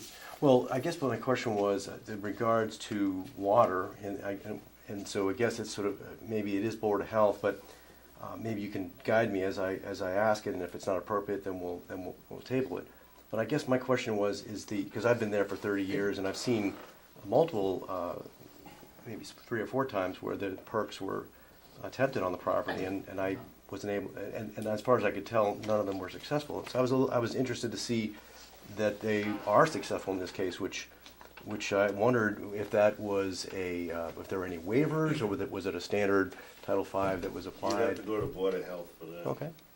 But it was standard testing, witnessed by the Board of Health. Okay, and then okay, thank you for that. I guess the other question I had was I did get a chance to see the model, and it looked like there was a very careful analysis done, an engineering analysis done.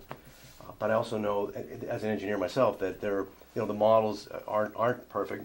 And my question to the board is just if there are uncertainties, as there always are with models of this complexity, that bear out where there may be things that aren't performing where they should, how does it get compensated later? You mentioned that I think that there's something in the deeds that go with the properties that the owners are responsible for correcting something that's if there's a situation where there's some flooding. The owners are responsible for maintaining what goes in. Right. So if there's, for whatever reason, the outcome is undesired from the original prediction, then what I mean by that is just flooding that I guess we would have to define in some way.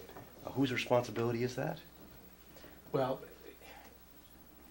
the builder's responsible initially. Sure. But once the project is, the land is bought by a homeowner, the homeowner is responsible. The homeowner is responsible Yep. for that. And could you just explain what was it in the deed that they have to maintain? They have to maintain the infiltration basins. Okay. All right. Thank you. Typically, the permits issued by this commission, when a property owner has stormwater facilities such as infiltration basins located on them, the permit issued by this commission will have what's called perpetual and ongoing conditions that very explicitly define the maintenance responsibilities of the private property owner. And I can only comment on the environmental side of things, but the Commonwealth of Massachusetts has made a decision that the ultimate responsibility for environmental compliance falls to the property owner. Now, there may be other parties that may come onto properties and do things, and they might initially be tagged as being responsible for having initiated actions that are a detriment to the environment.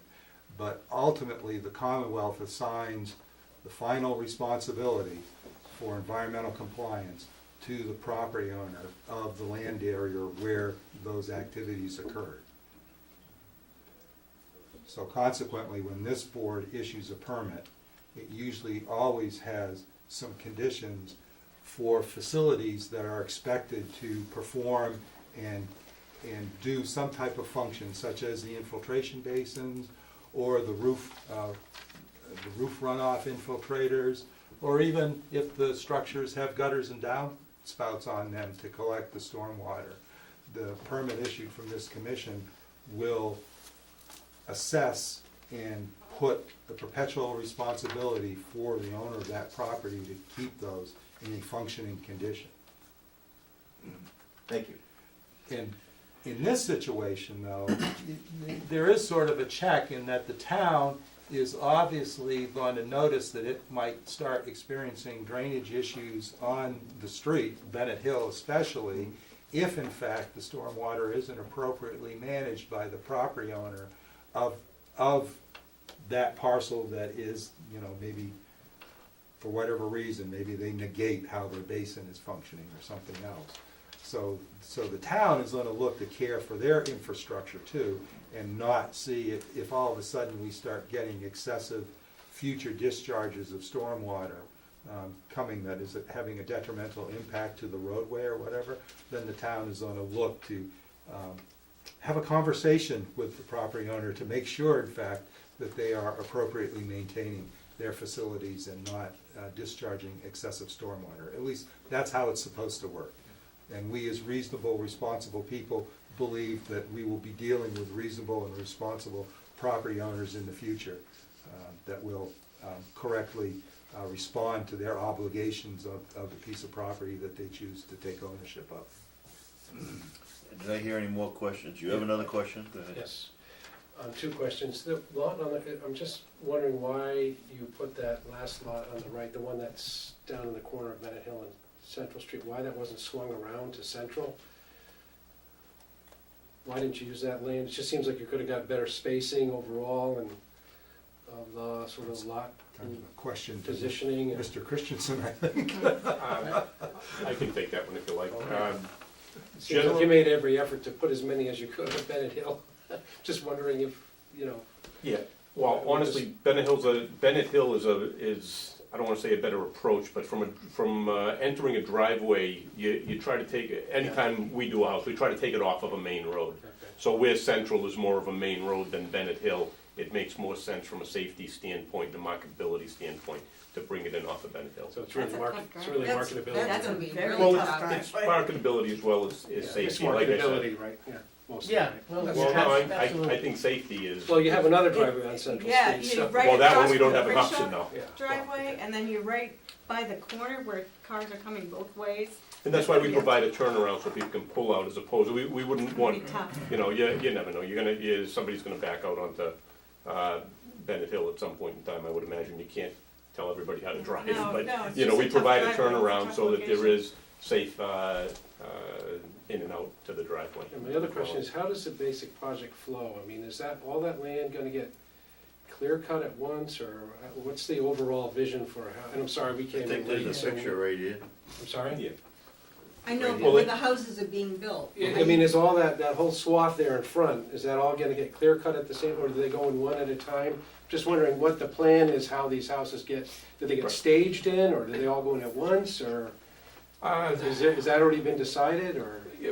Predominantly, yes. The property will in all likelihood be cut all at the same time. It won't be a clear cut, if we can help it. Like I said, we're gonna try to maintain as many of the mature trees and some of the nicer growth that's out there. Even in front of that boundary line? In front of which Well, boundary? we have a- Yeah, along the street if we can.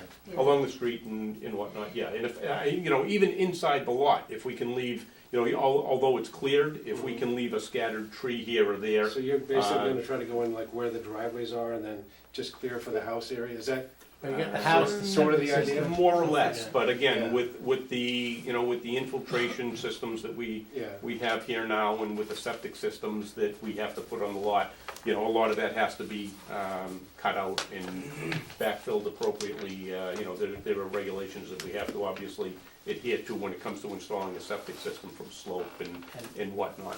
And you So- do wanna clear far enough away from the houses so you don't have problems with Mhm. trees falling on houses, so Yeah. that's another issue. So how do you manage the stormwater in the construction phase?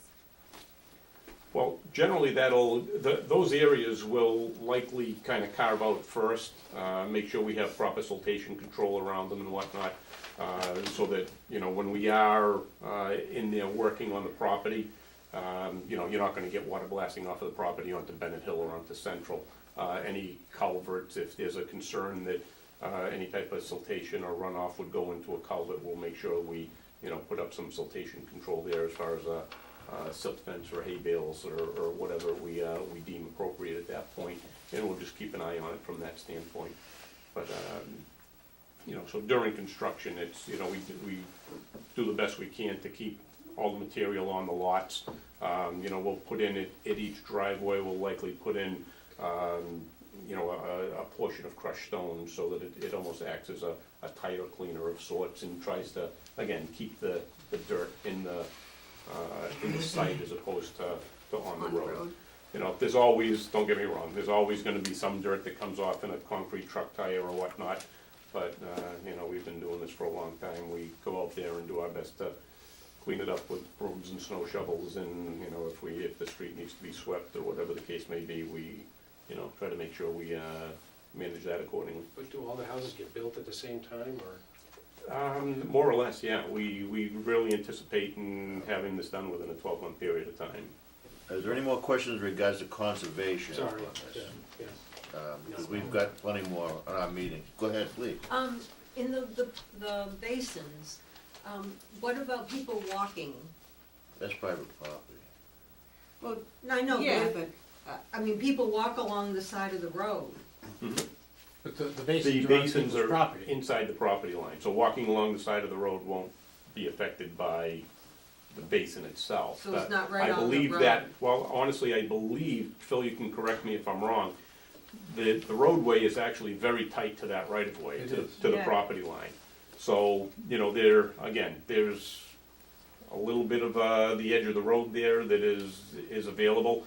The basins look like they're, far enough off that you could still, accommodate some foot traffic there, but, But you have to remember, if you're off the side of the road, part of that, like where the word hill is, if you're off the side of the road, you're on private property. right.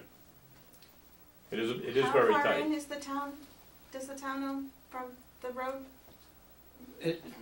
The road is not in the center of the right of way, that's the problem. So ordinarily, you would own, town would have 10 or 15 feet from the pavement to the right of way. Right. But right at this location, you don't. Right here, the road is almost coincidental with the right of way line. Why is that? The town Because they doesn't- put the road in the wrong place. So the town doesn't own the 15 feet in from the road? No, not at that location. All the way Just- along Minute Hill, or just No, in that it's spot? there. So if you look across the street, you'll see where there's, again, this isn't Yeah, conservation, so let's. any more Yeah. questions in regards to Yeah. conservation? I'd be happy to answer some of those questions Well, for we you after the can meeting. postpone this till Alright. later if you want, but we got other stuff we gotta do, Right. okay?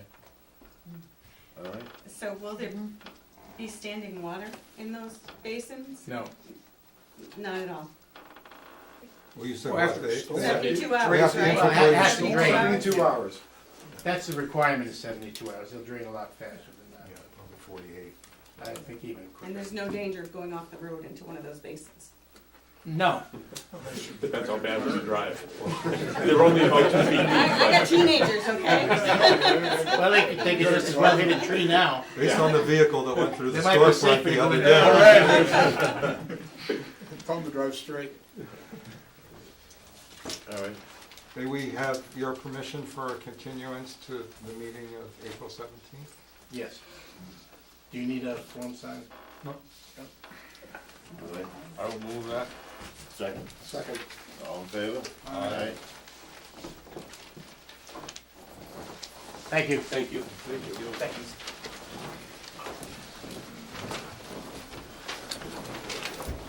Oh, Phil? Phil? Yes. I need a cookie.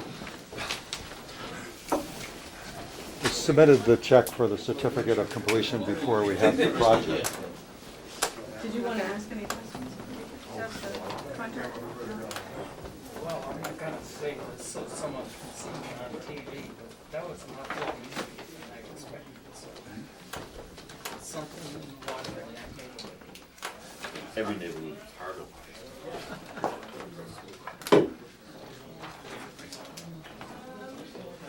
Alright, this brings us to our next item, a little behind schedule here. The legal notice, Raleigh Conservation Commission, according to the Wetlands Protection Act, Mass General Law 131, Section 40, as amended by the Town of Raleigh Wetlands Protection Bylaw. Public hearing will be held on Tuesday, March 27, 2018, at 9 p.m. at Town Hall Annex located at 39 Central Street, to consider the request for determination of applicability for the application filed by Ranger Engineering and Design LLC on behalf of ONG Design and Development LLC for soil evaluation for a septic system location possibly within the DEP Groundwater Protection Area Zone 2 Natural Heritage Priority Habitat at 50 Newbury Road, map 5, parcel lot 41 in Raleigh, Mass, owned by Michael J. Hart. Go ahead. Good evening, I'm Ben Osgood, I'm from Ranger Engineering. I have Tom Tremblay here, he's one of the principals of ONG. We're here for a pretty simple filing. We're working on a property at 50 Newbury Road, it's about 17 acres. There's been some soil testing done there in the past, and we're looking to do an OSRD special permit with the planning board. We're in front of them now with that submittal. They require test pits on each of our 10 proposed proof plan lots. The yield plan, lots. where they have to demonstrate what standard zoning they could potentially construct on the property. Right, so we have Of the 10 proposed lots we have, 3 of our lots do not have a test pit on the lot. So we need to go in and just do a test pit on each of those 3 lots. They're kind of shown on the, what he has on the board there. Let me go back. 3 locations. 2 are right along the driveway, just to kind of give you an idea where. Good. So this is the property here. It's about 17 acres, narrow on Newbury Street, widens out in the back. There's an existing house right here. There's a driveway, comes into the house. This is all undeveloped, it's just woodland. So we have a test pit right off the driveway here, another one off the driveway here. And then we have to walk down a little woods trail with a backhoe and do a test pit way down at the end there. There is a wetlands with Mary Rivers delineated for us here. We're just gonna walk along the woods path that's there. We don't have to cut any trees, we'll just kind of skim the buffer zone. There's a little wetlands off-site, but we're not digging anywhere near the wetlands buffer zone. This is for soil evaluation? Correct, yeah. So that's essentially it. It's something that's going to take us about 4 hours. Dig the test pits, log them, backfill them, and put the leaf litter back on top. Comments? Yes, the commission has a comment memo was generated for this particular filing. So this has some of our non-standard bylaw wetland resource areas involved in it. I'm told the entire property is listed by natural heritage as priority habitat. So that is a resource area under our bylaw, as well as the depiction here of this larger, solid, thick line with dots or whatever represents the Zone 2, DEP approved groundwater protection area Zone 2. And so we have 2 of the proposed soil evaluations taking place in that area, and the one further back, even though it isn't in a buffer zone or whatever it is, again, I'm told the property is all natural heritage priority habitat, so therefore it's in a regulated area. Yeah, this plan does show it here. This is the Sullivan property, they just came in, and the line comes across, and then it goes down along our property, along the road, back along our property here, around this property, and back out. So the whole entire property is within the natural heritage. I've never heard, so this national heritage thing, just for a point of clarification. Rare and threatened species. Thank you. And that could have been determined when? Well, within 20 years? Yeah, but, well, okay.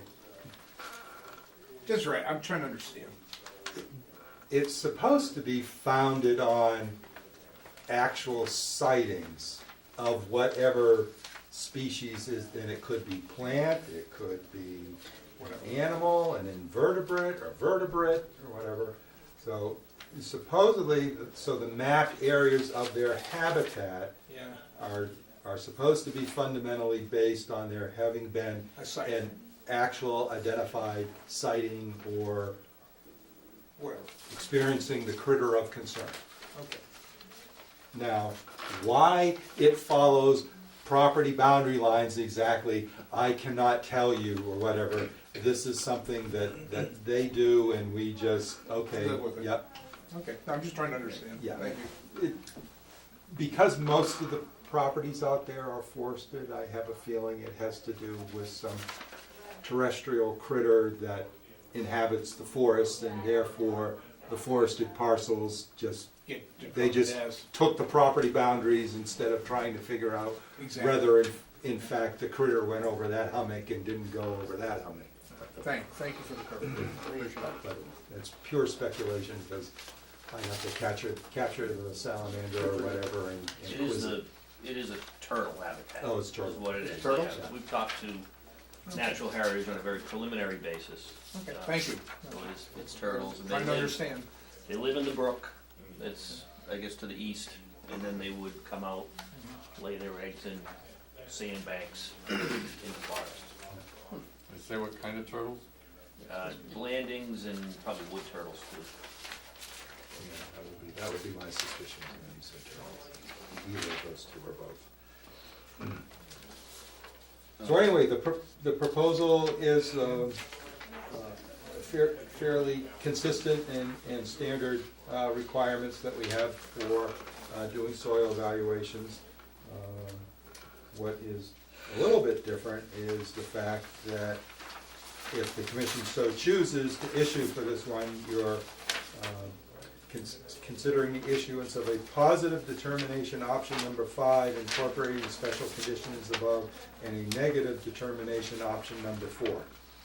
The negative determination is basically addressing the fact that there isn't any Wetlands Protection Act regulated resource areas that any of these proposed soil evaluations are occurring in.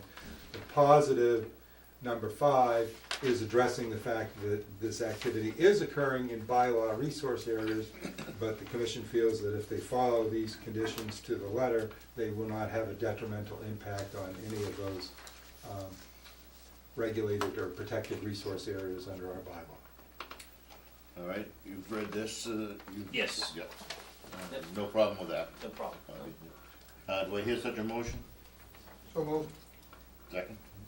Second. All in favor? Aye. Good. Go forth and dig.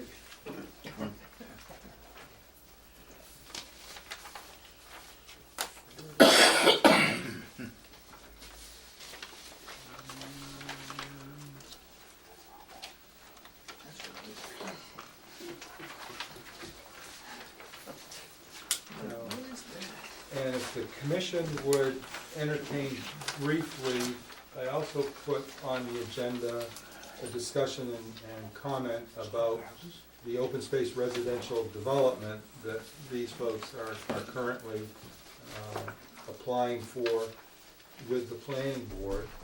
And I did comment that their first appearance before the planning board did not correspond with the commission having a meeting where this topic could be brought up, so I composed some comments which had been previously distributed to the commission. But I thought since they were coming in tonight for the request to determine applicability, this would be a good opportunity for them to just give you a brief little presentation to let you understand what their concept plan is. That was gonna be my next question, what is this And I for? can, Right. They just want to dig a bunch of holes. I didn't bring the proof plan, or the yield plan, but essentially, we can show that we can put 10 lots on this property by putting a long cul-de-sac, 2 acres, the proper frontage, and areas to build houses, and not touching the buffer zones to the This wetlands. is right beside John Sullivan's property? Yes, so this property's right here. Like I said, it's 17 acres, it's long and narrow, so instead of building along cul-de-sac and doing 10 full lots, we wanna do an OSRD. So, here's the existing house. Our limit of work is gonna be right about in this area. So what we're proposing is just it's about an 800-foot long road, 10 kind of condominium homes, single-family homes that have their own lot areas, exclusive use areas, but they would be a condominium community. It would be a private roadway maintained by the people. It would have, municipal water, and then a septic system which is located out kind of in the back, surrounded by open space. So our plan is to create a large amount of open space out here. Our proposal is gonna be to give it to the town, whether they want it or not, but it would stay open. We would put this septic system and the access on a dedicated property that would be owned by the homeowners association. We're providing a trail, and this is all very preliminary, where exactly that trail goes. We'll have to figure that out, but there is a nice existing woods road that comes down here and connects with other trails. And it connects to existing Town of Rowley Conservation Commission land that's landlocked at this point, that I guess can be. John has given us access to it. Right, Yeah. right, but this would be another access to that. So we're in the preliminary stages, we have a long way to go. And it's 8 dwellings, did you say? Or? It's 10 dwellings, 10. which includes the existing house, so Oh, you'll keep the house, okay. to keep the house, the owner who lives there now is gonna stay there. So we're gonna basically build around him, he's gonna become part of the condominium association, but he wants to stay. So it's 9 new houses, the existing house. We've gone to the planning board, they're accepting our numbers. They seem to be receptive to the layout, once we've shown them, what's there. We tried to lay it out where the existing driveway is. There's some real, it's like Sullivan's, it's got a lot of topography, some really nice high areas, all hemlocks over in these areas, kind of a different forest, you don't see that often, but. Any of it in the bordering vegetated wetland? So there is a, Potential vernal pool. yeah, it's a bordering vegetated wetland, which I am sure is a vernal pool. I mean, it's one of these things, it's all the black leaves. Right. Last fall when we were there, you can tell that it floods a foot deep. But we're gonna look at that very, very soon. Our plan moving forward here, we're gonna do an application to Natural Heritage based on this plan here, just to get their preliminary approval. That we can hopefully be, so when we come to you, probably in filing in less than 30 days, 40 days, we'll at least have started that process so that, we can make sure that all the plans get kind of synchronized, so we come out with one plan that's approved by Natural Heritage, by Conservation Commission, by the Planning Board, and so on. So, we have a planning board meeting, first meeting in April. I can't remember what day it was exactly, but I think it's the 16th. yeah. So that's when we hope to get approval of this plan. At That's on the special- 16th? I'm Pretty correct. sure it was the 16th. Okay. I've got a technical question, perhaps you Usually, can help. Yeah, they usually- 16th is a Monday, they're so I usually- think it would be, usually they meet It would be Wednesdays. the 18th, 18th, okay. I believe. Might be the 11th though. Or the Oh. 11th. Yeah. I think it might be the It could be, 11th. yeah. I think it was more towards the earlier part of the month. Okay.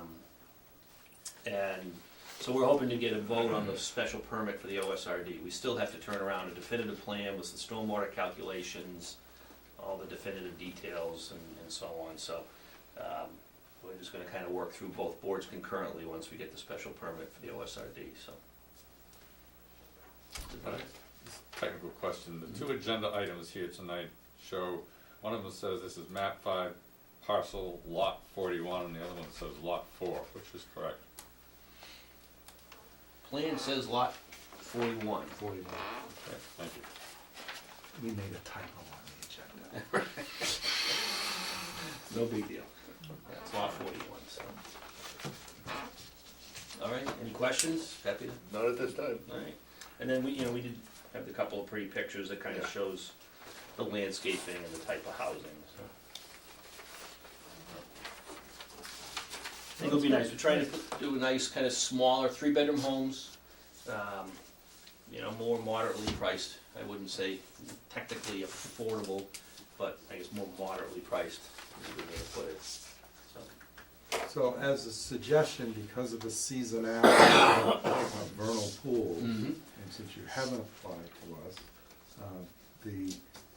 a normal permitting requirement from the commission is to achieve collection of field data to accomplish certification of the vernal pool. Right. So you may wish to engage, said Mary Rimmer had done. Mary Rimmer is already on board to do that. Okay, I just wanted to make sure that you weren't gonna wait until you No. filed the notice of intent with us, and I'd hate for you to miss the collection of the field data that Right. may be able to take care of that, so. Right. It's We nice wanted- to have something checked off out of the starting gate before you even get the Right. permit. Right, and that's the main reason I would have come to the board earlier with our wetlands. We have our wetlands delineation, it was done in the fall. We know there's a vernal pool there. There's no sense in coming to you and having to, say, hey, there's 3 feet of snow on the ground, because we were looking to file in February and then, Right, just yes, kinda it's- put the, it's made the ground Stuff in- truthing rather problematic. Right, so, but recently. that, we will be back and I don't know if we may do an ANRAD and then a filing, I'm not sure how the timing will work out, may just do it all as one filing, so. All right, thank you Okay, very much. Very good. Thank you.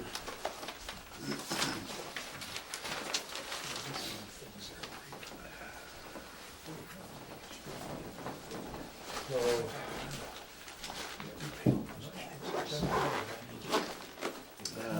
I think he was the solar guy.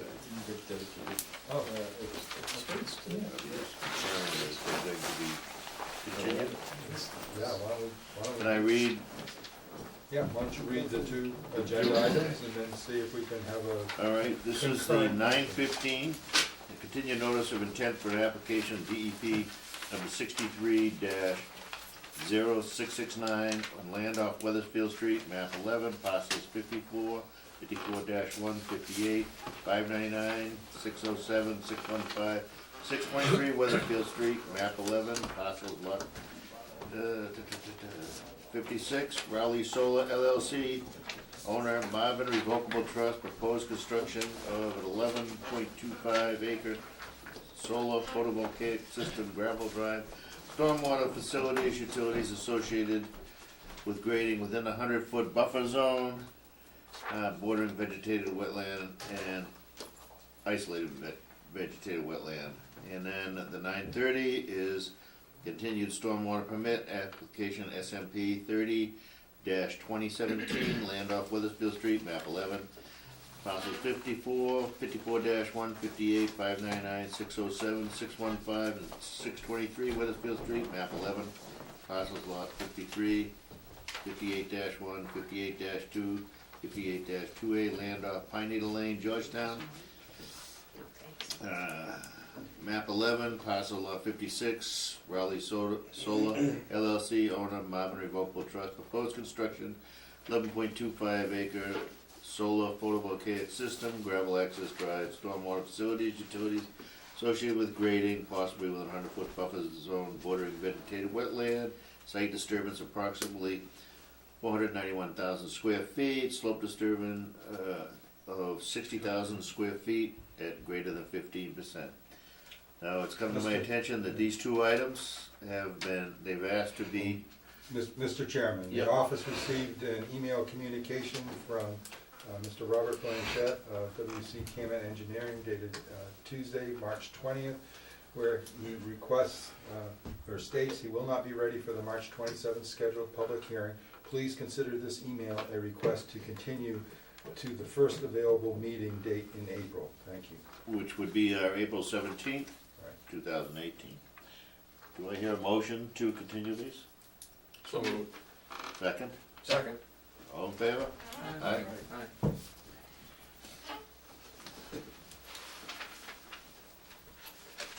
Thank you. Unanimous for both of those? Yep. Okay. All right.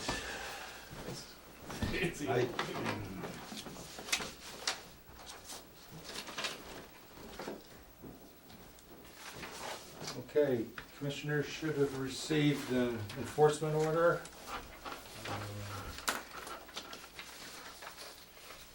Copied it. And you may recall that the last meeting we had a discussion about this.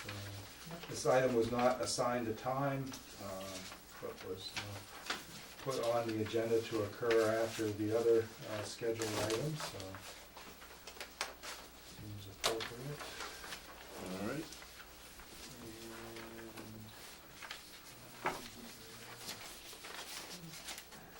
So I received a phone call from Mr. David Herrick, who is principal of Hopkinton Forestry and Land Clearing. He apologizes, but he chose not to attend the meeting tonight, not out of disrespect to the commission, but because it's a 2-hour drive, I think one way, for him to come and attend the meeting. I had a fairly long conversation with him because I wanted to make sure that he understood that this was the opportunity to come and actually talk with the commission. He's he basically stated that, you'll see the enforcement order cites a number of violations that occurred, and I just wanted to show the commission. I didn't have the site visit pictures to kind of show you last time, but got a bunch of them this time. It's mostly dealing with the farm road access, and this is just showing you straw wattle installed, that the dirt farm road had been stabilized by stone. And this is just the area where we believe, this is the gap underneath the straw wattle that we believe was the result of dirty ice that looked like it was the dirt of the roadway or the stone. And then when it melted away, that ended up being the pathway where a sediment plume went down the bank. And this is the upstream side of Taylor Brook, where it kind of has this large emergent, semi-emerged wetlands area before the stream goes through the culvert that the farm road crossing kind of forces it into to make its way down to the Mill River. When we checked, the day that we checked this site was the day just before our March 6th meeting, so it was on the 5th, Monday the 5th, and there wasn't any evidence of any accumulated layers of sediment down in the leaves or in the water. But you could see that there was a little serpentine pathway going down where some turbid water had entered the stream. So that was one of the areas where we had sediment going into the brook.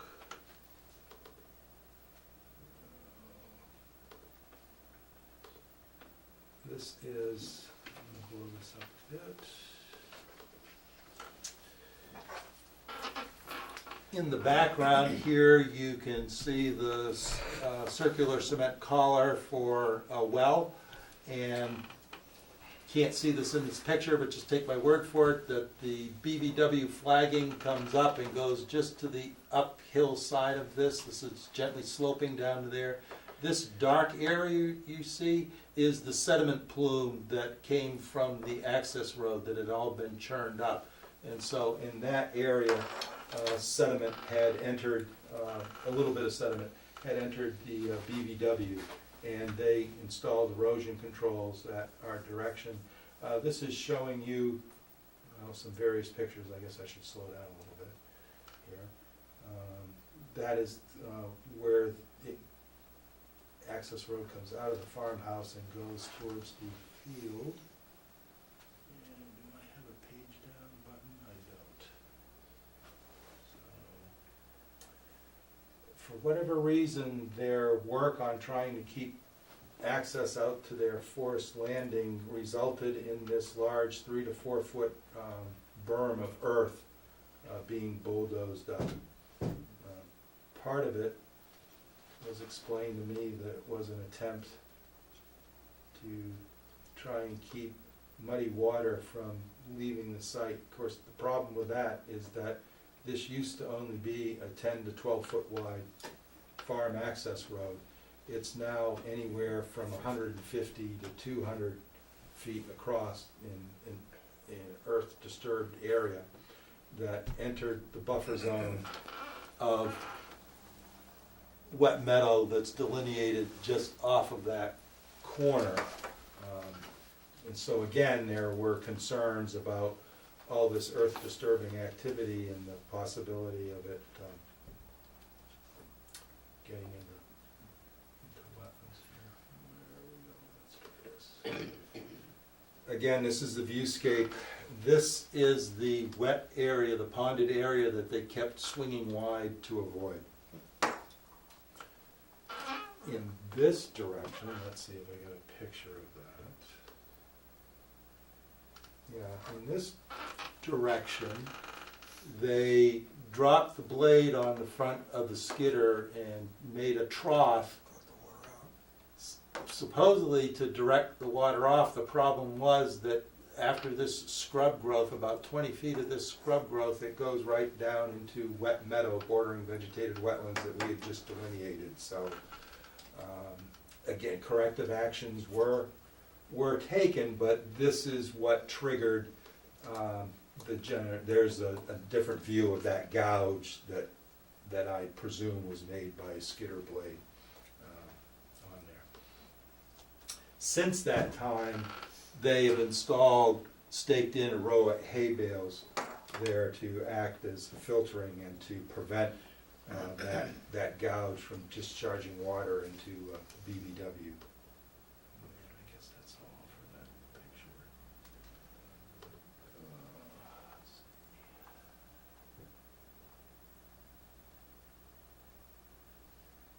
Yeah, that's. Some of these pictures are from a little bit earlier. This is from site visit of February 22nd, and this is what initially triggered our concern. There's another picture of that sediment plume that's by the well up near the farmhouse. Two different angled shots showing that area. I guess that's it. Anyway, so the state forester also called me today. But anyway, so the idea tonight is that Mr. Herrick is in agreement and accepts that these issues developed on the site. He has deployed appropriate erosion controls where directed. We had a joint site visit that Monday before the commission's last meeting. The next day he had attended to all the areas that we identified as being either weak points or needing more or additional erosion controls in order to stabilize the site. He's gotten all his equipment off the site and is in agreement that he is not going to come back until the ground firms up out there. He does have about 2 or 3 more days of quote-unquote logging or getting wood out of the Mr. Tompkins property, as well as there's some logs on the landing. Actually, let's see if I've got a picture of the landing area.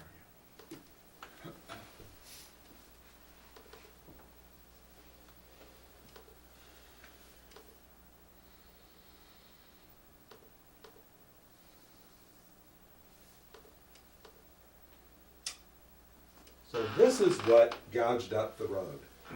Now, you can't tell, but there's a gentleman's head that you can just barely see right there who's approximately just a couple inches shorter than I am, lubricating some fittings there. So that skidder has tires on it that are a good 6.5 feet tall, and the chains on those skidder tires are as big, the links are as big as my fist. There were 2 of those on the site. That's what was bringing the wood out. That's also apparently what dragged the tractor trailers down the farm road and caused the farm road to get excessively rutted when it started all softening up. And this is just showed that they were responsive, and as soon as we identified these issues, started taking steps to try and stabilize the road. This is stabilization of a soil evaluation pit that was close to the Taylor Brook there. So sorry, I've kind of gone chronologically. I've gone back in time instead of forward. But the point here is to say that they were, when it was brought to their attention that they were having issues on the road, they responded appropriately to take steps to stabilize and stop any discharge of sediments. So that being said, for the Commission's consideration tonight, is to confirm and ratify the issuance of the enforcement order. The enforcement order does call for them to prepare a restoration plan with a timeline that addresses returning the fields and access roadway to original surface topography to the extent practical, and establishing vegetative cover or using appropriate stabilization methods on the disturbed earth and soils. that would occur once they finish getting the cut wood products and evacuating the harvest site, decommissioning their stream crossings on Mr. Tompkins' property, and also getting the landing area cleared up. They've got various stockpiles of cut oak logs and other things there, so. Once they get all that equipment out of there, once things are dry and firm again, they would then engage in restoration activities to return, to get all of this bermed earth back, smoothed down, to reestablish the farm What'd you road. put for a timeline on that? Well, You can't this really. is weather dependent. Yeah. So the guess is, hopefully, the end of April, the first part of May, but that's assuming, this is all dependent upon the site drying out. It could be June. And they've agreed to do all that? Well, yes, they actually don't have much of a choice, because this, Fine. these are my recommendations, and I would, At this point, that's all we can do. at this point, we've got constructive engagement.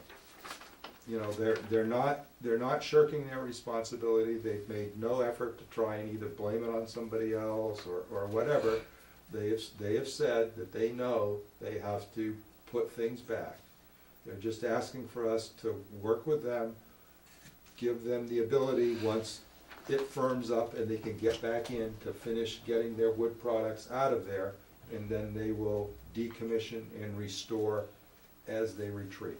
Now, this is all dependent on whether the principal responsible parties for 430 Weathersfield Street allow them to do this, because they tell me, I don't know, they tell me that they've gotten a letter that tells them to cease and desist from the landowners, from the property owners, not from the Conservation Commission. So I have not told them to cease and desist. I have only directed them to address the discharge of mobilized sediments off of the access road. I think at this point, because everything's already done, that this is all we can do at this point, and we should know, and I'm sure Brent's gonna monitor the dryness of the area, and if it doesn't get corrected, then we'll just have to go. Well, again, so I had a conversation, and I sent some of the same materials to the state forester today. Now, the state forester has jurisdiction over the harvesting operation that occurred on Mr. Tompkins' property. And she is going to team up with the forester that prepared the plan and intends to be back out on that site when Hopkinton comes back out, so that while their equipment is out there and while they're getting their final cut logs out of there, she's going to be there and assess the condition on Mr. Tompkins' property and make sure that they do whatever you're supposed to do as you decommission your harvesting on that piece of property. We've only had the wetlands issue on 430 Weathersfield Street. Yeah. So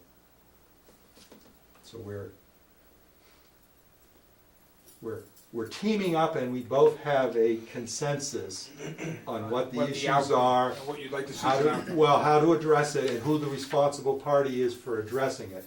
So the state forester and your conservation agent are trying to act with a uniformity of purpose just on the different parcels. So I would, unless you have some other concerns or something I haven't thought of, I would recommend for your consideration that you confirm and ratify the issuance of this enforcement order. Do I hear such a motion? So moved. Second? Second. All in favor? Aye? Aye. Thank you. All righty. Just while we're waiting, so the landlord, you've had a cease and desist on them doing any? Yeah, we were just trying to follow Brett's lead. Okay, thank you. That- I that's just all. wanted to understand. They have to check with you before they go back in there. That's what you said that day out there. You Yeah. confirm that with me? Yes. Because I will have David send them Yeah. back a letter saying that as long as they comply with what you guys want, we're all good. Okay? Now, I think, again, I think the important thing is that the state forester and I we're working together, but we're not interfering, and we fully recognize where each of us has jurisdiction, and we're trying to use that to constructively make sure that they do the responsible thing. Which borders, which goes out back. Now Weathersfield. Okay, we're good? All right. All right. Thanks. Thanks, guys. Yep. Good night. And this area is off of Weathersfield, right? Yes. Yeah, so they're pretty close, aren't they? 2.5 miles. Actually, hold on just a second. They switch glass in that. Must be piling up a huge bill This. sitting here all They night. switch glass In this. in this, they're pretty In close. between it is Girl Scout. Oh, you got the Girl Scout camp. Yeah, Yeah, which is a lot of land. Property of You got the the whole Girl Scout camp. Oh, okay. So who, is that, are they doing? It's Okay. Nixon, he's the guy that, the Rob Nixon, he's the Contractor. developer. Oh, he's the developer of that 40 site. right. Yeah, thank you. And I believe that is, That may be. the daughter that, Oh, I forgot. Now owns the property. Now, are they, I think that may be his. are they still working with the planning board? Planning board. Yeah. Okay, so up here right now, here's Weathersfield Street where it makes the corner. There's Taylor Lane as it's called. So we had a slight discharge that was immediately stopped here at the stream crossing.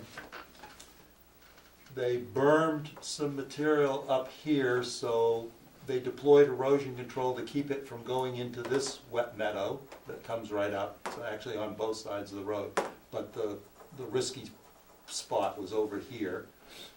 And here's the garage, and here's that well where the sediment flume was. Where's the staging area? The staging area is Way back. yeah, way out in the open field. To be honest with you, the staging area doesn't have any wetland resource areas anywhere near it, and the terrain didn't go all to heck in a handbasket over there. It's just beyond the farmhouse. In fact, right here, there's where the BVW comes up, the wet meadow, and this is where they unfortunately made that sort of gouge to let the water drain off, and I had to basically get them to filter it, type of thing. And see, over here, they just kept going around. To get around that wet spot, they just kept going wider and wider, and they got down into here. And this is a 100-foot buffer zone, so you can see that 100-foot buffer zone was 100 feet away from where the farm road was. They hauled a lot of logs out of there. They did. Really Really did. They hauled out a lot. Okay. Thank you. Did we cover it? I think we covered everything. We've covered everything. We have a motion to adjourn. So moved. Well, thank you. Second? Judy second. Judy. Okay. Open Favor? this Aye. Aye.